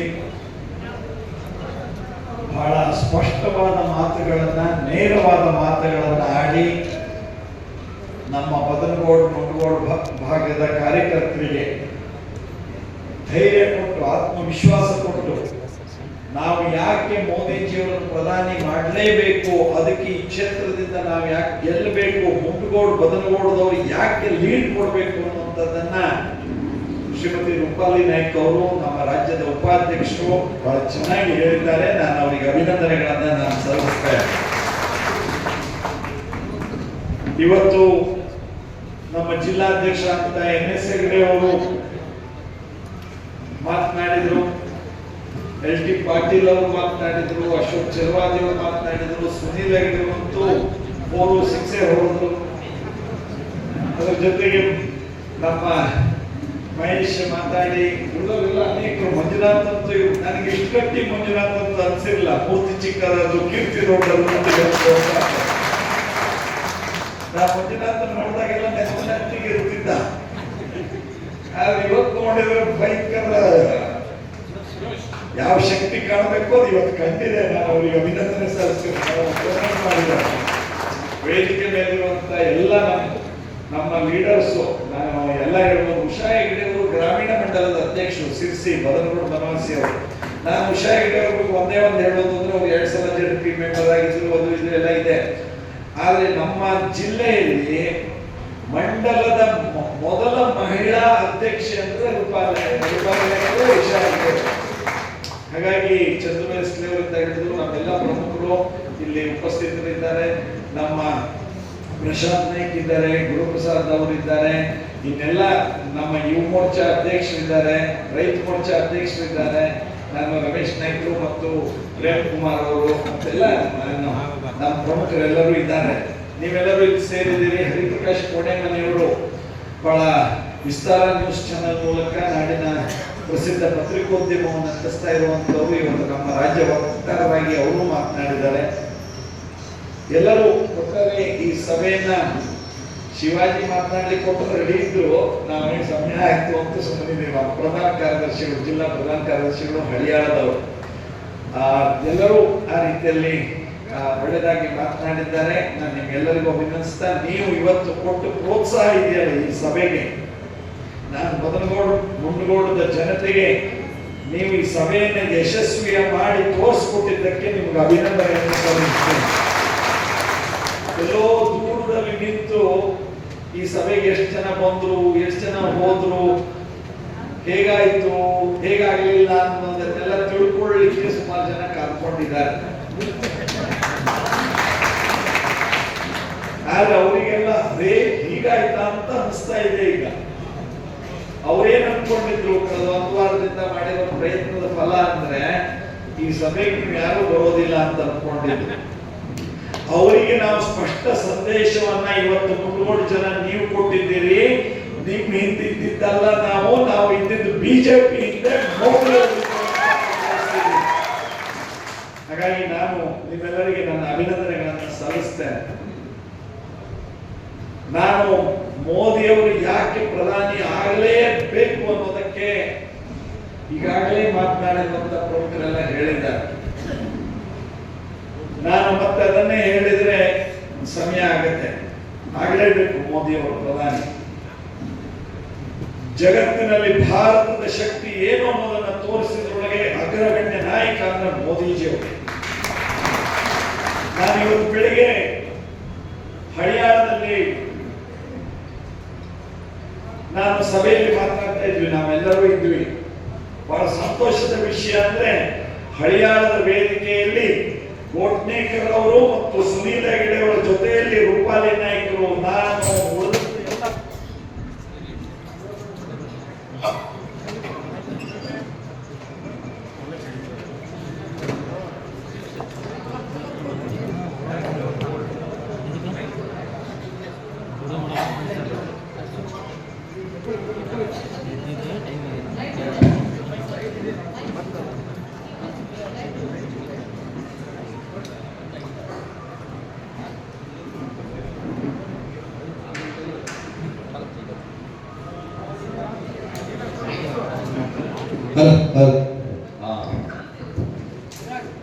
ಈಗ ಹರಿಯಾಣದ ವೇದಿಕೆಯಲ್ಲಿ ಇವತ್ತು ಗೋಟ್ನೇಕರ್ ಅವರು, ಸುನೀಲ್ ಹೆಗಡೆ ಅವರು, ನಾನು, ರೂಪಾಲಿ ನಾಯ್ಕರು ಒಳಗೊಂಡಂತೆ ನಮ್ಮ ಜಿಲ್ಲಾಧ್ಯಕ್ಷ ಒಳಗೊಂಡಂತೆ ಎಲ್ಲರೂ ವೇದಿಕೆಯಲ್ಲಿ ಒಟ್ಟಾಗಿ ಒಂದಾಗಿದ್ದು ಹರಿಯಾಣದಲ್ಲಿ ನಾವು ಅತಿ ಹೆಚ್ಚು ಲೀಡ್ ಕೊಡಿಸ್ತೀವಿ ಅನ್ನುವಂತ ಒಂದು ಸಂಕೇತವನ್ನ ಇವತ್ತು ನಮಗೆ ಕೊಟ್ಟಿದ್ದಾರೆ. ಹಾಗೆ ಇವತ್ತು ಎಲ್ ಟಿ ಪಾಟೀಲ್ ಒಳಗೊಂಡಂತೆ ನಾವೆಲ್ಲರೂ ನಿಮ್ಮ ಜೊತೆಗಿದ್ದು ನಾವು ಕಡಿಮೆ ಇಲ್ಲ, ನಾವು ಹೆಚ್ಚು ಮತ ಕೊಡಿಸ್ತೀವಿ ಅನ್ನೋದನ್ನ ನೀವು ಹೇಳ್ತಾ ಇದ್ದೀರಿ. ಬಹಳ ಸಂತೋಷದ ಸಂಗತಿ. ನಾನು ಹರಿಯಾಣದಲ್ಲಿ ಮಾತನಾಡುವಾಗ ಒಂದು ಹೇಳಿದೆ, ಇವತ್ತು ನಾವು ನೆನಪಿಸ್ಕೊಳ್ಳೇಬೇಕಾದಂತದ್ದು ಛತ್ರಪತಿ ಶಿವಾಜಿ ಮಹಾರಾಜರನ್ನ, ಅವರ ಪುಣ್ಯತಿಥಿ ಇವತ್ತು. ನಾನು ಬೆಳಿಗ್ಗೆ ಮಾತನಾಡುವಾಗ ಹೇಳಿದ್ದು, ನಾವು ನಮ್ಮ ಜನ್ಮದಲ್ಲಿ ನಮ್ಮ ಪೂರ್ವಜರು ನಮ್ಮ ಮಕ್ಕಳಿಗೂ ಮೊಮ್ಮಕ್ಕಳಿಗೂ ನಾವು ಹೇಳಲೇಬೇಕಾದಂತಹದ್ದು ಒಂದು ಮಹತ್ವದ ಸಂಗತಿ ಇದೆ. ನಮ್ಮ ಮನೆಯಲ್ಲಿ ಉಳಿದಿದ್ದೇನೇನು ಹೇಳ್ತೀವೋ ನಾವು ಹೇಳಿ, ನಾವು ಹೇಳಲೇಬೇಕಾದಂಥದ್ದು ಈ ದೇಶದಲ್ಲಿ, ಈ ದೇಶದವರಾಗಿ ನಾವು ಇರೋದಕ್ಕೆ ಕಾರಣ ಇಬ್ಬರು ಮಹಾಪುರುಷರಿದ್ದಾರೆ. ಅವರಿಬ್ಬರ ಬಗ್ಗೆ ನಾವು ನಮ್ಮ ಮುಂದಿನ ಪೀಳಿಗೆಗಳಿಗೂ ಹೇಳಬೇಕು. ಯಾಕೆಂದ್ರೆ ನಾವಾಗಿರೋದಕ್ಕೆ ಅವರಿಬ್ಬರು ಕಾರಣೀಕರ್ತರಿದ್ದಾರೆ. ಮೊದಲನೇದು ವಿವೇಕಾನಂದರು. ಸ್ವಾಮಿ ವಿವೇಕಾನಂದರು ಅದೆಷ್ಟೋ ಶತಮಾನದ ಆ ದಾಸ್ಯದ ಪರಕೀಯರ ಗುಲಾಮಿತನದ ಮಾನಸಿಕತೆಯಲ್ಲಿ ಭಾರತೀಯರು ನಾವಿದ್ದಂತ ಸಂದರ್ಭದಲ್ಲಿ ಈ ದೇಶ ವಿದೇಶಗಳಲ್ಲಿ ನಮ್ಮ ಭಾರತದ ಜ್ಞಾನ ಸಂಪತ್ತಿನ ವೇದ ಉಪನಿಷತ್ತುಗಳನ್ನ ತತ್ವ ಸಾರಗಳನ್ನ ಜನತೆಯ ಮುಂದಿಟ್ಟು, ಜಗತ್ತಿನ ಮುಂದಿಟ್ಟು, ಜಗತ್ತು ಹೇಗೆ ಸರ್ವಶ್ರೇಷ್ಠವಾಗಿ ಭಾರತ ಇದೆ ಅನ್ನೋದನ್ನ ತೋರಿಸ್ಕೊಟ್ಟು ನಮಗೆ ಧರ್ಮಾಭಿಮಾನ, ಹಿಂದುತ್ವದ ಮೂಲ ನಂಬಿಕೆಗಳನ್ನ, ರಾಷ್ಟ್ರೀಯತೆಯ ವಿಷಯಗಳನ್ನೆಲ್ಲ ಅವರು ಜಾಗೃತಗೊಳಿಸಿರುವಂತವ್ರು. ಭಾರತ ಜಗತ್ತಿಗೆ ಗುರುವಾಗಿದ್ದಂಥದ್ದು ನಮ್ಮ ಇತಿಹಾಸ ಪುಟವನ್ನು ನೋಡಿದಾಗ ಗೊತ್ತಾಗೋದು ನಮ್ಮ ಶಸ್ತ್ರ, ನಮ್ಮ ಸೈನಿಕ, ನಮ್ಮ ಸಂಪತ್ತಿನ ಕಾರಣದಿಂದಲ್ಲ, ನಮ್ಮ ಜ್ಞಾನದ ಕಾರಣದಿಂದ. ಆ ಜ್ಞಾನ ಸಂಪತ್ತನ್ನ ಸ್ವಾಮಿ ವಿವೇಕಾನಂದರು ಜಗತ್ತಿಗೆ ತಿಳಿಸಿಕೊಟ್ರು. ಭಾರತದ ಜ್ಞಾನ ಸಂಪತ್ತು, ಋಷಿಮುನಿಗಳ ತಪಸ್ಸಿನ ಆ ಸೃಷ್ಟಿಯ ಸತ್ಯದ ಸಂಗತಿಗಳನ್ನೆಲ್ಲ ತಿಳಿಸ್ಕೊಡುವಂತ ಪ್ರಯತ್ನವನ್ನ ಬಹಳ ಪ್ರಭಾವಿಯಾಗಿ ಮಾಡಿದ್ರು ನರೇಂದ್ರ ಅಂತ ಕರೆಸ್ಕೊಂಡಂತ ವಿವೇಕಾನಂದ. ನಾವು ಅವರನ್ನು ಮರೀಲಿಕ್ಕೆ ಸಾಧ್ಯ ಇಲ್ಲ, ಯಾಕೆಂದ್ರೆ ನಮ್ಮ ಮೂಲ ಜ್ಞಾನ ಸಂಪತ್ತಿನ ಜಾಗೃತಿಯನ್ನು ನೀಡುವಂಥವ್ರು. ಇನ್ನೊಬ್ಬರನ್ನು ನಾವು ಎಂದೂ ಮರಿದೇ ಇರಬೇಕಾದಂತವರು ಅಂದ್ರೆ ಛತ್ರಪತಿ ಶಿವಾಜಿಯವರು. ಛತ್ರಪತಿ ಶಿವಾಜಿ ಇರಲಿಲ್ಲ ಅಂದ್ರೆ ಭಾರತ ಹೀಗಿರ್ತಿರ್ಲಿಲ್ಲ. ಆ ಛತ್ರಪತಿ ಶಿವಾಜಿಯ ಆ ಹೋರಾಟ, ಆ ಒಂದು ಕೆಚ್ಚೆದೆಯ ಒಂದು ವೀರ ನಾಯಕರ ಒಂದು ನೇತೃತ್ವ ಇಡೀ ದೇಶದಲ್ಲಿ ಸಂಚಲನ ಮೂಡಿಸಿತು. ಅವರ ಹೋರಾಟದ ಫಲವಾಗಿ ಮೊಘಲ್ ದೊರೆಗಳು ಅವರು ಸೋತು ಸುಣ್ಣವಾಗಿ ಛತ್ರಪತಿ ಶಿವಾಜಿ ಮೊಟ್ಟ ಮೊದಲ ಬಾರಿಗೆ ಹಿಂದೂ ಸ್ವರಾಜ್ಯವನ್ನು ನಿರ್ಮಾಣ ಮಾಡಿದರು. ಇವತ್ತು ಆ ಛತ್ರಪತಿ ಶಿವಾಜಿ ಮಹಾರಾಜರ ಪುಣ್ಯತಿಥಿ. ನಾವು ಆ ಛತ್ರಪತಿ ಶಿವಾಜಿ ಇಲ್ಲದಿದ್ದರ ಏನಾಗ್ತಿತ್ತು ಅಂತ ಭಾರತದ ಚಿತ್ರಣವನ್ನು ನೋಡಿದ್ರೆ ಅಪಾಯ. ಅಯ್ಯೋ, ನಾವು ಇರೋದಕ್ಕೆ ಸಾಧ್ಯ ಇಲ್ಲ, ಹೀಗಿರೋದಕ್ಕೆ ಸಾಧ್ಯ ಇರಲಿಲ್ಲ. ನಾವು ಮರೆಯಬಾರದು ಛತ್ರಪತಿ ಶಿವಾಜಿಯನ್ನ. ನಮ್ಮ ಮುಂದಿನ ಪೀಳಿಗೆಗಳಿಗೆ ಇವರಿಬ್ಬರು ಮಹಾಪುರುಷರ ಹೆಸರುಗಳನ್ನು ಹೇಳಬೇಕು. ಇನ್ನು ಅನೇಕರಿದ್ದಾರೆ, ನಾನು ಅವರು ಯಾರನ್ನೂ ಕಡಿಮೆ ಮಾಡ್ತಿಲ್ಲ. ಆದರೆ ಇವರಿಬ್ಬರ ಕೊಡುಗೆ ಭಾರತದ ಇತಿಹಾಸದಲ್ಲಿ ಸುವರ್ಣಾಕ್ಷರದಲ್ಲಿ ಬರೆದಿಡುವಂತಹ ಒಂದು ಅತ್ಯಂತ ಮಹತ್ವವಾದ ಕೊಡುಗೆ. ಶಿವಾಜಿಯ ಪುಣ್ಯ ಸಂದರ್ಭದಲ್ಲಿ ನಾವು ಇವತ್ತು ಈ ಸಭೆಯಲ್ಲಿ ಸೇರಿದ್ದೇವೆ. ಮುಂಡಗೋಡಿನ ಜನತೆ ನಾನು ವಿಧಾನಸಭೆಯ ಅಧ್ಯಕ್ಷನಾಗಿದ್ದೆ. ನಾನು ಜಗತ್ತಿನ ದೇಶದ ಆಡಳಿತ ವ್ಯವಸ್ಥೆಗಳು ಹೇಗಿದೆ ಅನ್ನೋದನ್ನ ನಾನು ಪ್ರತ್ಯಕ್ಷವಾಗಿ ನೋಡುವಂತ ಅವಕಾಶಗಳು ನಮ್ಗೆ ಬಂದಿತ್ತು. ನಾವು ಎಲ್ಲರೂ ಅತ್ಯಂತ ಹೆಮ್ಮೆ ಪಡಬಹುದಾದಂತ ಸಂಗತಿ ಏನು ಗೊತ್ತೇನೋ, 65 ದೇಶಗಳ ಪ್ರತಿನಿಧಿಗಳ ಒಂದು ಸಭೆಯಲ್ಲಿ ನಾನು ಭಾಗವಹಿಸಿದಾಗ ಅನೇಕ ದೇಶದವರು ಅವರೆಲ್ಲರೂ ಒಟ್ಟಿಗೆ ಕುಳಿತು ನಾವು ಮಾತನಾಡ್ತಿರುವಾಗ ಅವ್ರು ಹೇಳಿದ್ದು ನನಗೆ, ವಿಶ್ವೇಶ್ವರ ಹೆಗಡೆ ಅವರೇ, ನೀವು ತುಂಬಾ ಲಕ್ಕಿ, ನೀವು ಬಹಳ ಅದೃಷ್ಟವಂತರು ಅಂತಂದ್ರು ನನಗೆ. ನಾನು ಐ ಫ್ರಮ್ ಇಂಡಿಯಾ, ಕರ್ನಾಟಕ ಅದೆಲ್ಲ ಹೇಳ್ಕೋಬೇಕಲ್ಲ. ನಾವೆಲ್ಲ ಒಟ್ಟಿಗೆ ಸೇರಿದಾಗ ಯಾವ್ಯಾವ ದೇಶದವರು ಅವರ ಜೊತೆ ಎಲ್ಲ ಕುಳಿತು ಮಾತಾಡುವಾಗ ಅವರು ಹೇಳಿದ್ರು, you are a very lucky man ಅಂತ. ನಾನು ನನಗೆ ಯಾಕೆ ಹೇಳ್ತಾರಪ್ಪ, ನಾನ್ಯಾಕೆ ಲಕ್ಕಿ ಅಂತ ನೋಡ್ಕೊಳ್ತಿದ್ದೆ. ಸ್ಪೀಕರ್ ಆಗಿದ್ದೆ ಲಕ್ಕಿ ಅಂತ ನನಗೆ ಅವ್ರು ಹೇಳ್ತಾರೆ ಅಂತ. ಹಾಗಲ್ಲ ಅವ್ರು ಹೇಳಿದ್ದೇನು ಗೊತ್ತೇನೋ, ನಿಮ್ಮ ದೇಶದ ಪ್ರಧಾನಿ ನರೇಂದ್ರ ಮೋದಿ ಅವರು ಇದ್ದಾರಲ್ಲ, ಅವರು ಈ ದೇಶದ ಆಸ್ತಿ, ನಮ್ಮ ದೇಶದ ಆಸ್ತಿ. ಹೌದು, ನಮ್ಮ ದೇಶಕ್ಕೂ ಅವ್ರ ನಾಯಕ, ನಾವೆಲ್ಲ ಅವ್ರ ನಾಯಕ ಅಂತ ಸ್ವೀಕಾರ ಮಾಡ್ತೀವಿ. ಅಂತ ದೇಶದಲ್ಲಿ ನೀವು ಸ್ಪೀಕರ್ ಆಗಿ ಬಂದಿದ್ದೀರಲ್ಲ, you are most lucky man person ಅಂತಂದ್ರೆ. ಅಂದ್ರೆ ನರೇಂದ್ರ ಮೋದಿಜಿಯವರು ಜಗತ್ತಿನ ನಾಯಕನಾಗಿರೋದನ್ನ ನಾವು ಕಣ್ಣಾರೆ ನೋಡಬಹುದು, ಅದನ್ನು ಅನುಭವಿಸಬಹುದು. ಆ G20 ದೇಶದಲ್ಲಿ ಅಮೆರಿಕದಿಂದ ಹಿಡಿದು ಎಂತೆಂಥ ದೇಶದ ಪ್ರತಿನಿಧಿಗಳು ಬಂದಿದ್ದರು. ಅವರೆಲ್ಲರೂ ಮೋದಿಜಿಯವರ ಬಗ್ಗೆ ಹೇಳಿದ್ದೇನೆ.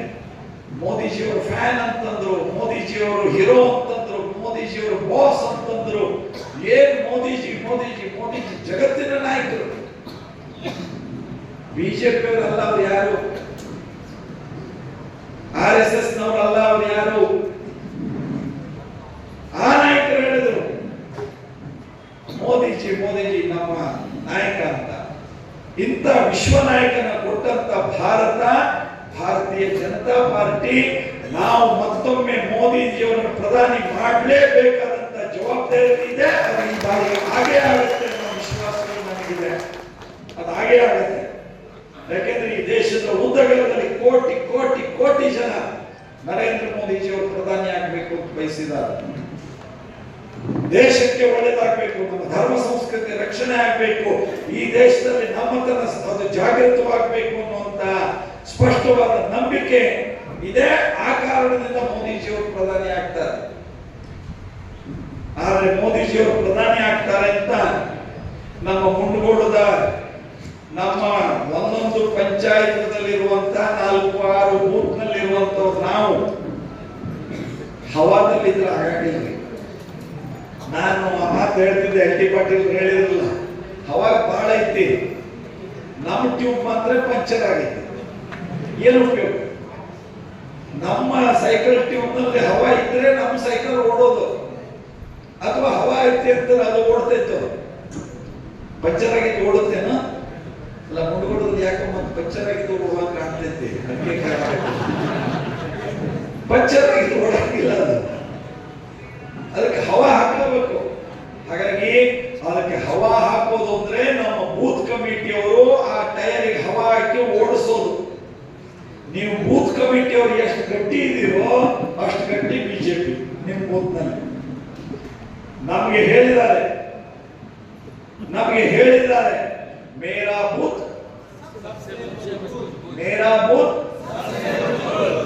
ನಮಗೆ ಹೇಳಿದ್ದಾರೆ ಮೇರಾ ಬೂತ್ ಸಬ್ಸೆ ಮಜಬೂತ್ ಅಂತ. ನೀವು ಇವತ್ತು ಭಾಷಣ ಕೇಳ್ಕೊಂಡು ಹೋಗಿ ನೋಡೋಣ, ಈ ಮಂಜುನಾಥ್ ಪಾಟೀಲ್ ಎಸ್ ಡಿ ಪಾಟೀಲ್ ಇನ್ನೊಂದ್ಸಲ ಯಾವಾಗ ಭಾಷಣ ಕರೀತಾರೆ ಅಂತ ನೀವು ಮನೆಗೆ ನೋಡ್ಕೊಂಡ್ರೆ ಮುಗೀತು. ವಾಜಪೇಯಿ ಅವ್ರು ಹಂಗೆ ಆಯ್ತಲ್ಲ, ಹಂಗಾಗಬಾರ್ದಲ್ಲ. ಹಾಗಾಗಿ ಅದು ಮುಂದೋಡಿದ್ರೆ 24/7 ನೀವು ಜಾಗೃತವಾಗಿರ್ಬೇಕು. ಹಗಲು ಬಂದು ರಾತ್ರಿ ಬಂದು ಏನೇನ್ ಮಾಡ್ತಾರೆ ಇಲ್ಲ ನಮಗೂ ನಿಮಗೂ ಎಲ್ಲ ಗುರುತೈತಿ. ಆದ್ರೆ ಅದು ಏನು ಮಾಡಿದ್ರು ನಡೆಯೋದಿಲ್ಲ ಅನ್ನೋದನ್ನ ನೀವು ಈ ಬಾರಿಗೆ ತೋರಿಸ್ಕೊಡ್ಬೇಕು. ಪ್ರತಿ ಬೂತ್ ನಲ್ಲಿ ಕೊಡಬೇಕು. ನನಗೆ ಮುದ್ದಗೋಡ ನಗರದ ಒಂದು ಮಹಾಶಕ್ತಿ ಕೇಂದ್ರ ಇದೆ, ಬಹಳ ಮಾತ್ರ ಪಂಚರ್ ಆಗಿದೆ. ಏನು ಉಪಯೋಗ? ನಮ್ಮ ಸೈಕಲ್ ಟ್ಯೂಬ್ನಲ್ಲಿ ಹವಾ ಇದ್ರೆ ನಮ್ಮ ಸೈಕಲ್ ಓಡೋದು, ಅಥವಾ ಹವಾ ಐತಿ ಅಂತ ಅದು ಓಡ್ತೈತು. ಪಂಚರ್ ಆಗಿದ್ದು ಓಡುತ್ತೇನೋ ಅಲ್ಲ, ಮುಡ್ಗೋಡೋದು ಯಾಕೆ ಮತ್ತೆ ಪಂಚರ್ ಆಗಿದ್ದು ಓಡುವಾಗ ಕಾಣ್ತೈತಿ. ಅದಕ್ಕೆ ಪಂಚರ್ ಆಗಿದ್ದು ಓಡಂಗಿಲ್ಲ ಅದು, ಅದಕ್ಕೆ ಹವಾ ಹಾಕಬೇಕು. ಹಾಗಾಗಿ ಅದಕ್ಕೆ ಹವಾ ಹಾಕೋದು ಅಂದ್ರೆ ನಮ್ಮ ಬೂತ್ ಕಮಿಟಿಯವರು ಆ ಟೈರಿಗೆ ಹವಾ ಹಾಕಿ ಓಡಿಸೋದು. ನೀವು ಬೂತ್ ಕಮಿಟಿಯವರು ಎಷ್ಟು ಗಟ್ಟಿ ಇದೀರೋ ಅಷ್ಟು ಗಟ್ಟಿ ಬಿಜೆಪಿ ನಿಮ್ಮ ಬೂತ್ನಲ್ಲಿ. ನಮಗೆ ಹೇಳಿದ್ದಾರೆ ಮೇರಾ ಬೂತ್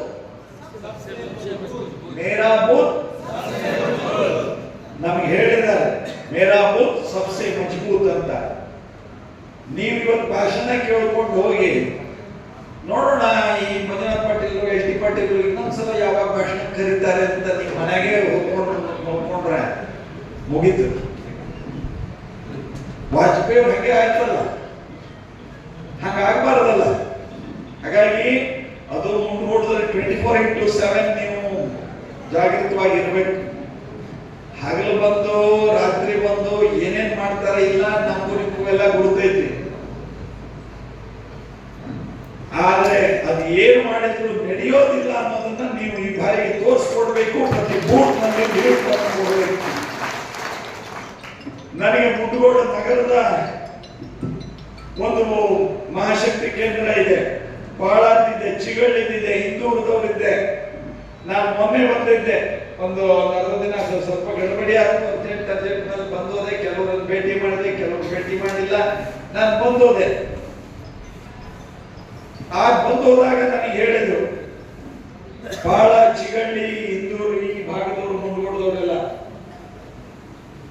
ನೀವು ಈ ಪೇಪರ್ ನಲ್ಲಿ ಬರೋದು, ಸುದ್ದಿ ಕೇಳೋದು, ಅವ ಮಗ ಅಲ್ಲೋದ್ನಂತೆ, ಅವ ಅಜ್ಜ ಅಲ್ಲೋದ್ನಂತೆ, ಚಿಕ್ಕಪ್ಪ ಅಲ್ಲೋದ್ನಂತೆ, ಅವ ಅತ್ತಿ ಅಲ್ಲೋದ್ನಂತೆ, ಸೊಸಿ ಇಲ್ಲಿ ಬಂದಂತೆ, ನೀವು ಈ ಸುದ್ದಿ ಎಲ್ಲ ಏನ್ ಕೇಳಕ್ ಹೋಗ್ಬಿಡ್ರಿ. ಅವೆಲ್ಲ ಹೋಗ್ತಿರ್ತವೆ, ಬರ್ತಿರ್ತವೆ. ನೀವು ಹಂಗೆಲ್ಲ ಈಗ ನಡೆದಿರ್ತೈತಿ. ಬಿಜೆಪಿ ಬಿಟ್ಟಿಲ್ರಿ, ನಾವ್ ಯಾರು ಬಿಜೆಪಿ ಕಮಲದ ಹೋಗಿ ಮತ ಹಾಕ್ತೀವಿ ಅನ್ನೋದನ್ನ ಸ್ಪಷ್ಟವಾಗಿ ಹೇಳಿದ್ದಾರೆ. ಹಾಗಾಗಿ ನನಗೆ ಈ ಎಲ್ಲಾ ಬೂತ್ನಲ್ಲಿ 90 ಬೂತ್ ಇದೆ ಮುಂಡ್ಗೋಡದು, 19 ಶಕ್ತಿ ಕೇಂದ್ರ ಇದೆ. ಹಾಗಾಗಿ ಎಲ್ಲ ಕಡೆ ಬದಲಗೋಡು ಬನವಾಸಿಯವರು ಬೇರೆ ಇದ್ದಾರೆ, ಅವ್ರು ಕಾಯ್ತಿದ್ದಾರೆ. ನಾನು ಹೋಗಿದ್ದೆ ಬನವಾಸಿ ಬದಲಗೋಡಿಗೆ, ಬನವಾಸಿ ಮಧುಕೇಶ್ವರ ದೇವರಲ್ಲಿ ಪೂಜೆ ಸಲ್ಲಿಸಿ ನಾನು ನಮ್ಮ ಈ ಭಾಗದಲ್ಲಿ ಪ್ರವಾಸ ಮಾಡುವಾಗ ಅಲ್ಲಿ ಉತ್ಸಾಹವನ್ನು ನೋಡಿದ್ದೇನೆ. ಹಾಗಾಗಿ ನಾನು ಈ ಸಂದರ್ಭದಲ್ಲಿ ನಮ್ಮ ಗೆಲುವಿನ ಬಗ್ಗೆ ವಿಶ್ವಾಸ ಇದೆ, ನಿಮ್ಮ ಶ್ರಮದ ಬಗ್ಗೆ ನನ್ನ ನಂಬಿಕೆ ಇದೆ. ಯಾಕೆಂದ್ರೆ ಆಗ ಯಾರು ಚೆನ್ನಾಗಿ ಹೇಳಿದ್ರು, ನಾವ್ಯಾರು ವಿಶ್ವೇಶ್ವರ ಹೆಗ್ಡೆಯವ್ರ ಬಗ್ಗೆ ಅಲ್ಲ, ನಾವು ಬಿಜೆಪಿಯ ಕಮಲದ ಹೂವಿಗಾಗಿ ಕೆಲಸ ಮಾಡೋದು. ಬಿಜೆಪಿ ಎಂದೂ ನಮಗೆ ವ್ಯಕ್ತಿಯ ಹಿಂದೆ ಹೋಗೋದಕ್ಕೆ ಕಲಿಸಿಲ್ಲ. ದೇಶ ಮೊದಲು, ಪಕ್ಷ ನಂತರ, ವ್ಯಕ್ತಿ ಆ ನಂತರ ಅಂತ ಹೇಳಿದ್ವಿ. ವ್ಯಕ್ತಿಗಿಂತಲೂ ಪಕ್ಷ ಮುಖ್ಯ, ಪಕ್ಷಕ್ಕಿಂತಲೂ ದೇಶ ಮುಖ್ಯ ಅಂತ ನಮ್ಮ ಪಕ್ಷ ಹೇಳಿದೆ. ಹಾಗಾಗಿ ನಾವು ನಿಶ್ಚಿತವಾಗಿ ನಿಮ್ಮ ಮೇಲೆ ಭರವಸೆ ಇದೆ, ವಿಶ್ವಾಸ ಇದೆ. ಇರೋ ಬೇರೆ ಆಸೆ ಆಮಿಷಗಳು, ಬೇರೆ ನಿಮ್ಗೆ ಏನೇನು ಇದೆ ಸ್ಥಳೀಯವಾದಂತ ವಾತಾವರಣಗಳು ಅಂತ ಗೊತ್ತಿದೆ. ಆದ್ರೆ ನಿಮ್ಗೆ ಒಂದು ಮಾತು ನಾನು ಈಗಲೇ ಹೇಳಿರ್ತೀನಿ, ನಾನು ರಾಜಕಾರಣಕ್ಕೆ ಇವತ್ತು ಬಂದವನಲ್ಲ. ನಾನು 6 ಬಾರಿಗೆ ಶಾಸಕನಾಗಿದ್ದೆ, ಶಿಕ್ಷಣ ಮಂತ್ರಿ ಆಗಿದ್ದೆ, ಸಭಾಧ್ಯಕ್ಷ ಆಗಿದ್ದೆ. ನಮ್ಮ ಕಾರ್ಯಕರ್ತರನ್ನ ಎಂದೂ ಬಿಟ್ಕೊಳ್ಳಿಲ್ಲ, ನಮ್ಮ ಪಕ್ಷವನ್ನು ಎಂದೂ ಬಿಟ್ಕೊಳ್ಳಿಲ್ಲ ಎಲ್ಲೇ ಇದ್ರು. ಈಗಲೂ ಮತ್ತೊಮ್ಮೆ ಹೇಳ್ತೀನಿ, ಯಲ್ಲಾಪುರ ಕ್ಷೇತ್ರದ ಜನ, ಮುಂಡಗೋಡು, ಬದನಗೋಡು, ಬನವಾಸಿಯ ಜನ, ನೀವು ಯೋಚನೆ ಮಾಡಬೇಕಾದಂತ ಅಗತ್ಯತೆ ಇಲ್ಲ. ನಿಮ್ಮನ್ನ ಎಂದೂ ಬಿಟ್ಕೊಡೋದಿಲ್ಲ. ನಿಮ್ಮ MLA ಆಗಿ, ನಿಮ್ಮ MP ಆಗಿ ನಾನು ನಿಮ್ ಜೊತೆಗೆ ಇರ್ತೇನೆ. ನಿಮ್ಮ MLA ಆಗಿ, ನಿಮ್ಮ MP ಆಗಿ ನಾನು ನಿಮ್ ಜೊತೆಗೆ ಇರ್ತೇನೆ. ಪ್ರಜಾಪ್ರಭುತ್ವವನ್ನ ಅದರ ಅಪಮೌಲ್ಯಗೊಳಿಸಿ, ಪ್ರಜಾಪ್ರಭುತ್ವವನ್ನ ಒಂದು ಮಾರಾಟದ ಸರ್ಕಾರಿ ಮಾಡುವಂತಹ ಈ ಸ್ಥಿತಿ ಇದೆಯಲ್ಲ, ಇದು ಬಹಳ ಗಂಭೀರವಾದಂತದ್ದು. ಹೊರಗಡೆ ಏನ್ ಮಾತಾಡ್ತಿದ್ದಾರೆ ಗೊತ್ತೇನೋ? ನಮ್ಮ ಯಲ್ಲಾಪುರ ಕ್ಷೇತ್ರದ ಜನನ್ನ ನಾನು ಹೆಂಗ್ ಖರೀದಿ ಮಾಡ್ಬೇಕು ಅಂತ ಗೊತ್ತಿದೆ ಅಂತ. ಏನು ಯಲ್ಲಾಪುರ ಕ್ಷೇತ್ರದ ಜನ ಅಂದ್ರೆ ಖರೀದಿ ಮಾಡೋರು ಅಂತ ಅನ್ಕೊಂಡಿದಾರಲ್ಲ, ನಾವು ಸ್ವಾಭಿಮಾನಿಗಳಾಗ್ಬೇಕು.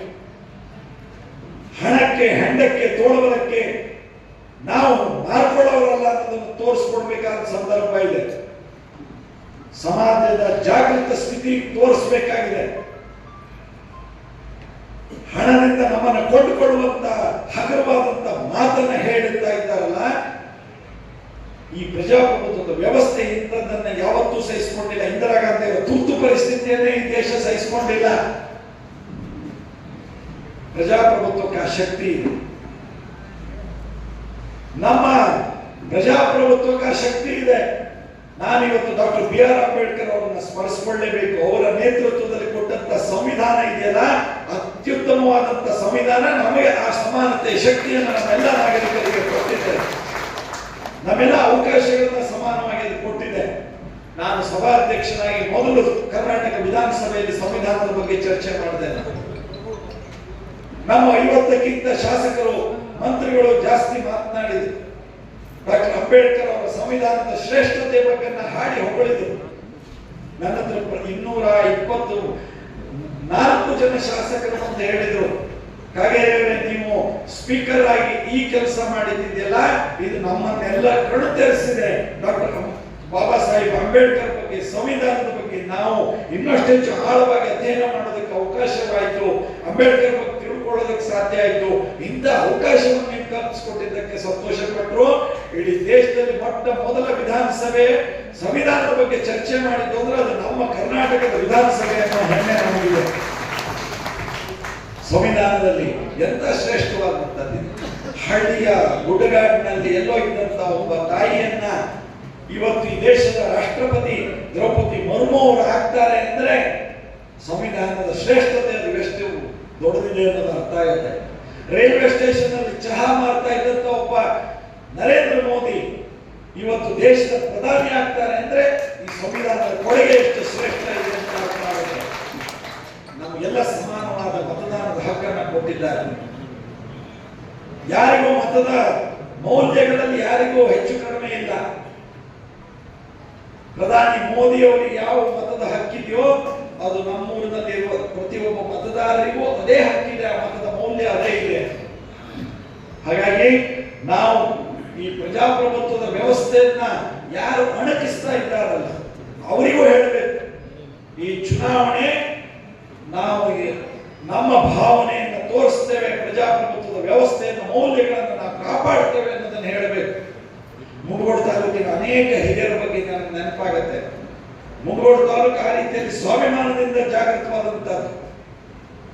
ಮುಂಡಗೋಡು ತಾಲೂಕು ಎಂದು ನನಗೆ ಮತ್ತೆ ಇತಿಹಾಸ ಹೇಳಲಿಕ್ಕೆ ಹೋದ್ರೆ ಬಹಳ ಉದ್ದಾಗುತ್ತೆ. ನಾನು ಮತ್ತೆ ಹೇಳೋದಿಲ್ಲ, ಯಾಕಂದ್ರೆ 90ನೇ ಇಸ್ವಿಯಿಂದ ಮುಂಡಗೋಡು ಜೊತೆಗೆ ನಾನಿದ್ದೇನೆ. ಯಡಿಯೂರಪ್ಪನವರ ಮೊದಲ ರೈತ ಯಾತ್ರೆ ಬನವಾಸಿಯಿಂದ ಶುರುವಾದಾಗ ನಾನು ಜಿಲ್ಲಾ ಪ್ರಧಾನ ಕಾರ್ಯದರ್ಶಿ ಬನವಾಸಿಯಲ್ಲಿ ಮಾಡಿ, ನಾವು ಮುಂಡಗೋಡದ ನಮ್ಮ ಈ ಕೋರ್ಟ್ ಎದುರುಗಡೆಗೆ ಮೈದಾನ ಇದೆಯಲ್ಲ, ಶಿವಾಜಿ ಸರ್ಕಲ್ ಈಗಾಗಿದೆ, ಅದು ಆವಾಗ ಹಾಕಿರಲಿಲ್ಲ. KP government ಅಂತಂತಿದ್ರು. ಅಲ್ಲಿ ನಾವು ಸಭೆ ಮಾಡಿದ್ರಿಂದ ಹಿಡಿದು ನನಗೆ ಗೊತ್ತಿದೆ. ಮುಂಗೋಡದ ಹಳ್ಳಿ ಅಡ್ಡಾಡಿದ್ದೀನಿ ನಾನು. ನಮ್ಮ ಭೂಮಾ ವಕೀಲರಿದ್ರು, ನಮ್ಮ ಇನ್ಚಾರ್ಜ್. ನಾನು ಮತ್ತೆ ಅದ್ರ ವಿವರಕ್ಕೆ ಹೇಳಿ ಹೋಗೋದಿಲ್ಲ, ನಿಮ್ ಜೊತೆಗೆ ಬಂದಾಗಿದ್ದೀನಿ. ನಾವು ಬರೋ ದಿನಗಳಲ್ಲಿ ನೀವು ನಿಮ್ಮ ಸ್ವಾಭಿಮಾನದ ಜಾಗೃತ ಒಂದು ಸ್ಥಿತಿಯನ್ನ ತೋರಿಸ್ಬೇಕು. ಅಲ್ಲಿ ದೂರದಲ್ಲಿ ನಿಂತು ಕೇಳಾಕತ್ತಾರಲ್ಲ, ಅವ್ರು ಏನಂತಾರೆ ಗೊತ್ತೇನು? ಹಾಗೇನೆ ಅವ್ರು ಹಿಂಗ ಭಾಷಣ ಮಾಡಿ ಹೋಗ್ಲಿ, ನಮ್ಗೆ ಗೊತ್ತಿದೆ ನಾವೇನ್ ಮಾಡ್ಬೇಕು ಅಂತ ಅಂತಾರದು. ಅನ್ನಂಗಿಲ್ಲೇನು ಅಂತಾರದು. ಎಲ್ಲ ತಡಿ ಹಿಂಗ್ ಮಾಡ್ತಾರೆ, ಎಲ್ಲ ಗೊತ್ತೈತಲ್ಲ ಏನ್ ಮಾಡೋದು ಅಂತ. ನಾವು ಆದ್ರೆ ನಮ್ಮ ಸ್ವಾಭಿಮಾನ ಜಾಗೃತ ಆಗ್ಬೇಕು. ನಾವು ಪ್ರಜಾಪ್ರಭುತ್ವದ ರಕ್ಷಣೆ ಮಾಡೋದಕ್ಕೆ ಮುಂದಾಗಬೇಕು. 5 ವರ್ಷಕ್ಕೆ ಒಂದ್ಸಲ ಬರೋ ಚುನಾವಣೆ ನಮ್ಮ 5 ವರ್ಷದ ಭವಿಷ್ಯ ನಿರ್ಧರಿಸುತ್ತೆ. ನಮಗೆ ಒಂದು ಮೆಸೇಜ್ ಬಂದಿದೆ, 500 ರೂಪಾಯಿ 1000 ರೂಪಾಯಿ ಕೊಟ್ರೆ ವರ್ಷಕ್ಕೆ 365 ದಿನದಂತೆ 5 ವರ್ಷಕ್ಕೆ ಆಗೋ ದಿನಕ್ಕೆ ನಮ್ಗೆ ಕೊಡೋ 1000 ರೂಪಾಯಿ ಲೆಕ್ಕ ಮಾಡಿದ್ರೆ 40 ಪೈಸೆ ಬರೋದಿಲ್ರಿ, 50 ಪೈಸೆ ಬರೋದಿಲ್ಲ ಒಂದು ದಿನಕ್ಕೆ. ಒಂದು ದಿನದ 50 ಪೈಸೆಗಾಗಿ ನಮ್ಮ ಪ್ರಜಾಪ್ರಭುತ್ವದ ಶ್ರೇಷ್ಠ ಮೌಲ್ಯಗಳನ್ನ ನಾವು ಗಾಳಿಗೆ ತೂರಬಾರದು. ನಮಗೆ ಜವಾಬ್ದಾರಿ ಬೇಕು, ಜವಾಬ್ದಾರಿ ಹೆಚ್ಚಬೇಕು. ನಮ್ಮ ಮುಂಡಗೋಡ ಜನತೆಯಿಂದ ಅದಿದೆ, ಅದು ಇರೋದನ್ನು ನಾನು ನೋಡಿದ್ದೇನೆ. ಅನೇಕ ಹಿರಿಯರು ಈ ತಾಲೂಕಿನಲ್ಲಿ ಹಾಗೆ ಹೋಗಿದ್ದನ್ನು ನೋಡಿದ್ದೇನೆ. ಹಾಗೆ ಆದ್ರೆ ಈ ರಾಜಕೀಯ ವ್ಯವಸ್ಥೆಯನ್ನು ಸರಿಪಡಿಸೋದಕ್ಕೆ ನಿಮ್ಮಂತ ಜಾಗೃತ ಮತದಾರರ ಅಗತ್ಯತೆ ಇದೆ. ಆ ರೀತಿಯ ಪ್ರಯತ್ನ ನಾವು ಮಾಡಬೇಕು ಅಂತ ಕೇಳ್ಕೊಳ್ತಾ, ಮತದಾನ ಕಡ್ಡಾಯವಾಗಿ ಮಾಡಬೇಕು. ನಾವು ಮತ ಹಾಕ್ಲಿಕ್ಕೆ ಯಾಕೆ ಹೋಗೋದು ಅಂತ ಕೂಡಬಾರದು. 80, 90, 95% ದಾಟಬೇಕು, 100 ಆಗ್ಬೇಕು.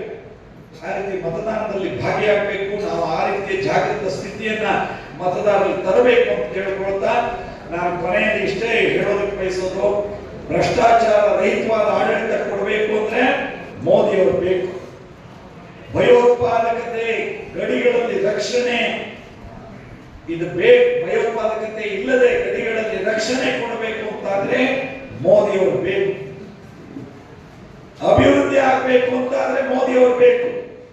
ಚಂದ್ರಯಾನದ ಯಶಸ್ಸು, ಹೊಸ ಪಾರ್ಲಿಮೆಂಟಿನ ಉದ್ಘಾಟನೆ, ಮಹಿಳೆಯರಿಗೆ 33% ಮೀಸಲಾತಿ, ಈ ರೀತಿ ಒಂದು ದಾಖಲೆಯ ಕೆಲಸಗಳಾಗಬೇಕು ಅಂದ್ರೆ ಮೋದಿಜಿಯವರು ಬೇಕು. ನಮಗೆ ಉಜ್ವಲ ಗ್ಯಾಸ್ ಕೊಟ್ಟಂತ ಮೋದಿಜಿಯವರು ಮತ್ತೆ ಬೇಕು. ನಮಗೆ ಮನೆ ಮನೆಗೆ ಗಂಗೆ ಕೊಟ್ಟಂತ ಜಲಜೀವನ್ ಮಿಷನ್ ಮೂಲಕ ಕೊಟ್ಟಂತ ಮೋದಿಜಿಯವರು ಬೇಕು. ನಮಗೆ ಆಯುಷ್ಮಾನ್ ಭಾರತ್ ಯೋಜನೆಯಲ್ಲಿ 5 ಲಕ್ಷ ರೂಪಾಯಿ ಕೊಟ್ಟಂತ ಮೋದಿಜಿ ಬೇಕು. ರೈತರಿಗೆ 6,000 ರೂಪಾಯಿ ಕಿಸಾನ್ ಸನ್ಮಾನ್ ಕೊಟ್ಟಂತ ಮೋದಿ ಬೇಕು. ಜನೌಷಧಿ ಕೇಂದ್ರವನ್ನು ಕೊಟ್ಟು ನಮ್ಮ ಆರೋಗ್ಯದ ರಕ್ಷಣೆಗೆ ಕಾಳಜಿ ತೋರಿಸುವ ಮೋದಿ ಬೇಕು.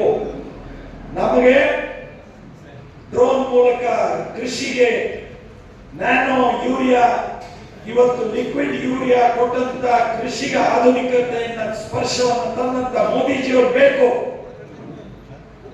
ನಮಗೆ ಮೋದಿಜಿ ಮುದ್ರಾ ಯೋಜನೆ ಸಾಲ ಕೊಟ್ಟಿರುವಂತಹ ಮೋದಿಜಿ ಬೇಕು. ನಮ್ಮಲ್ಲಿ ರಸ್ತೆ ಬದಿ ವ್ಯಾಪಾರಸ್ಥರಿಗೆ ಸಹಾಯ ಕೊಟ್ಟಿರುವಂತಹ ಮೋದಿ ಬೇಕು. ನಮಗೆ ಮೋದಿಜಿ ಇಲ್ಲದೆ ಈ ದೇಶದ ಸಾಮಾನ್ಯ ಜನ ಸಹ ಅವರು ಇರೋದಕ್ಕೆ ಆಗೋದಿಲ್ಲ ಅನ್ನುವಂತ ಭಾವನೆ ಇವತ್ತು ಜಾಗೃತ ಆಗಿದೆ.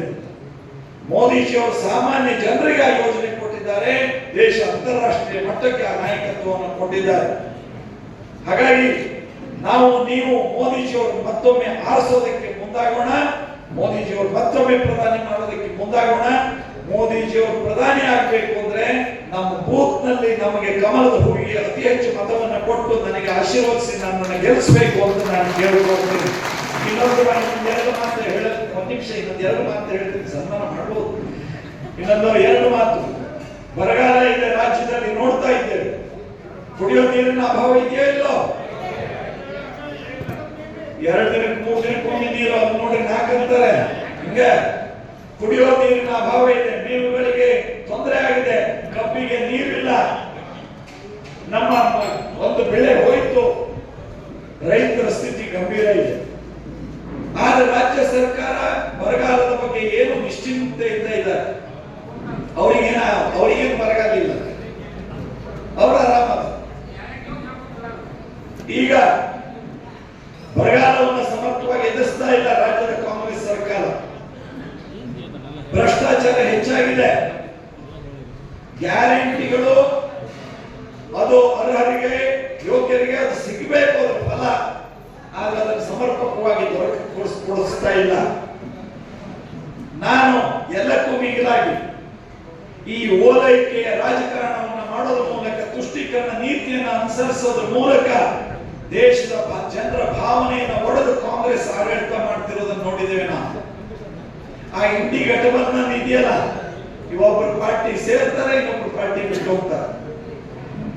ಕಾಂಗ್ರೆಸ್ ಮತ್ತು ಆ ಇಂಡಿ ಘಟಬಂಧನ ಅದು ಜನರ ವಿಶ್ವಾಸ ಕಳ್ಕೊಂಡಿದೆ ಮತ್ತು ಓಲೈಕೆಯ ರಾಜಕಾರಣದ ತುದಿಯಲ್ಲಿದೆ.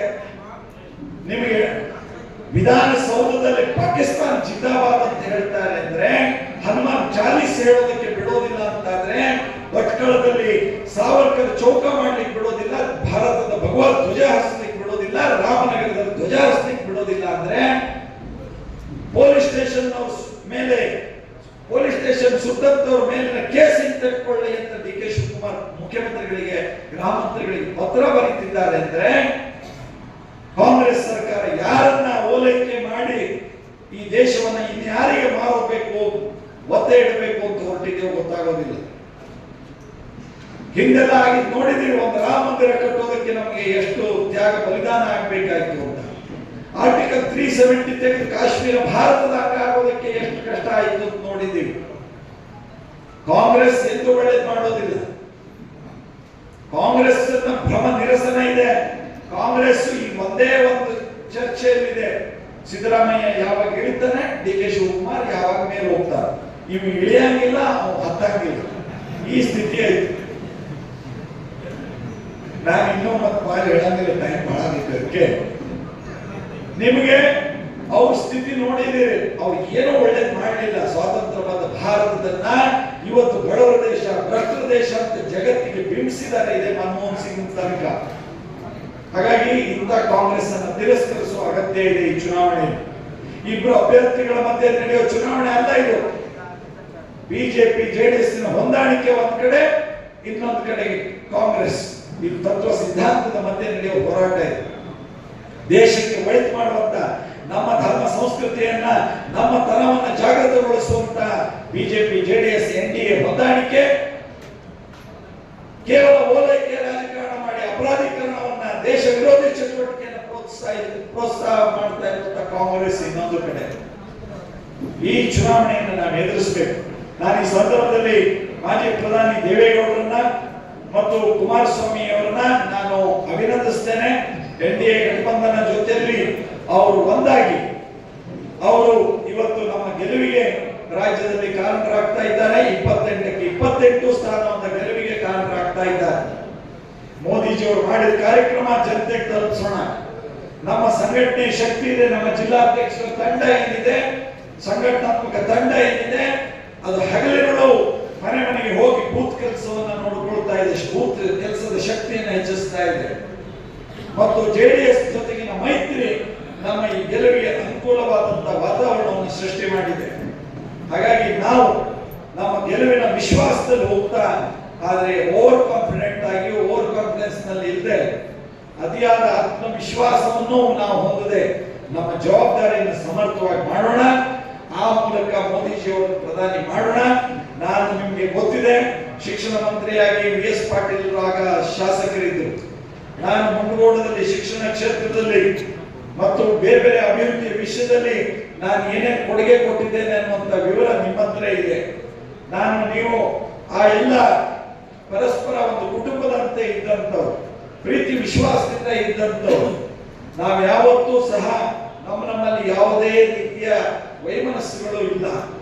ನನ್ನ ಅಂಕೋಲಾ ಕ್ಷೇತ್ರ ಆಗಲಿ, ಶಿರಸಿ ಕ್ಷೇತ್ರದಿಂದ ನಾನು 6 ಬಾರಿಗೆ ಗೆದ್ದು ಬಂದಾಗಲಿ, ನಮ್ಮ ಜಿಲ್ಲೆಯ ಉಸ್ತುವಾರಿ ಸಚಿವನಾದಾಗಲಿ, ಸಭಾಧ್ಯಕ್ಷನಾದಾಗಲಿ, ಯಾವುದೇ ಸಂದರ್ಭದಲ್ಲೂ ನಾವೆಲ್ಲ ಒಟ್ಟಾಗಿ ಬಂದಾಗಿದ್ದೇವೆ.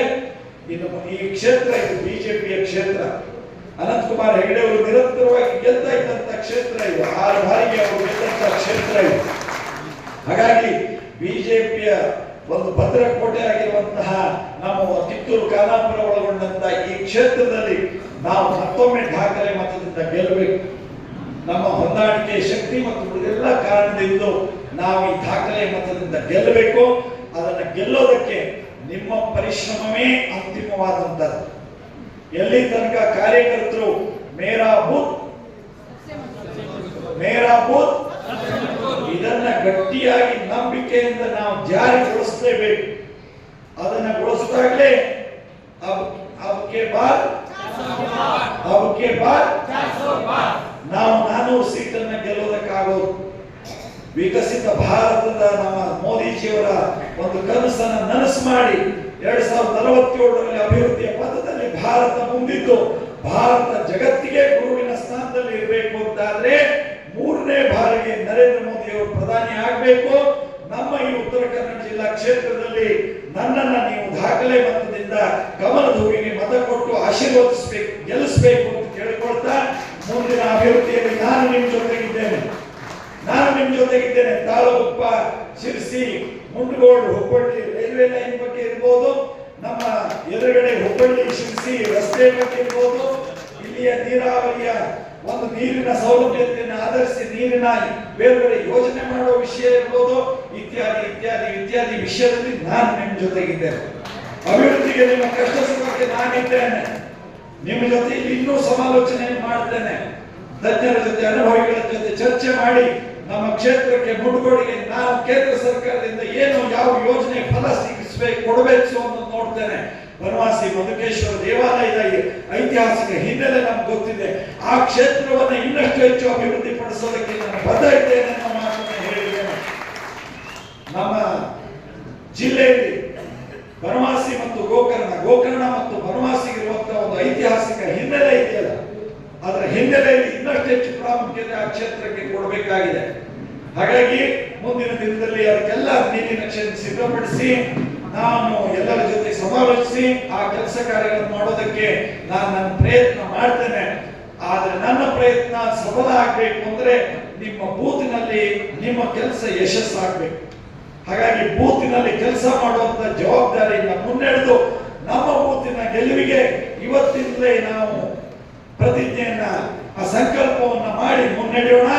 ಕರ್ನಾಟಕದಲ್ಲಿ 28ಕ್ಕೆ 28 ಸ್ಥಾನವನ್ನ ಗೆದ್ದು ಉತ್ತರ ಕನ್ನಡ ಜಿಲ್ಲೆ ಲೋಕಸಭಾ ಕ್ಷೇತ್ರ ಅತಿ ಹೆಚ್ಚು ಮತದಿಂದ ಗೆದ್ದ ಕ್ಷೇತ್ರ ಅಂತ ಆಗೋದಕ್ಕೆ ನಾವೆಲ್ಲ ಕಾರಣೀಕರಾಗೋಣ ಅಂತ ಹೇಳಿ ನಾನು ಮಾತನಾಡಿಸ್ತೇನೆ. ನಮಸ್ಕಾರ. ಬೋಲೋ ಭಾರತ್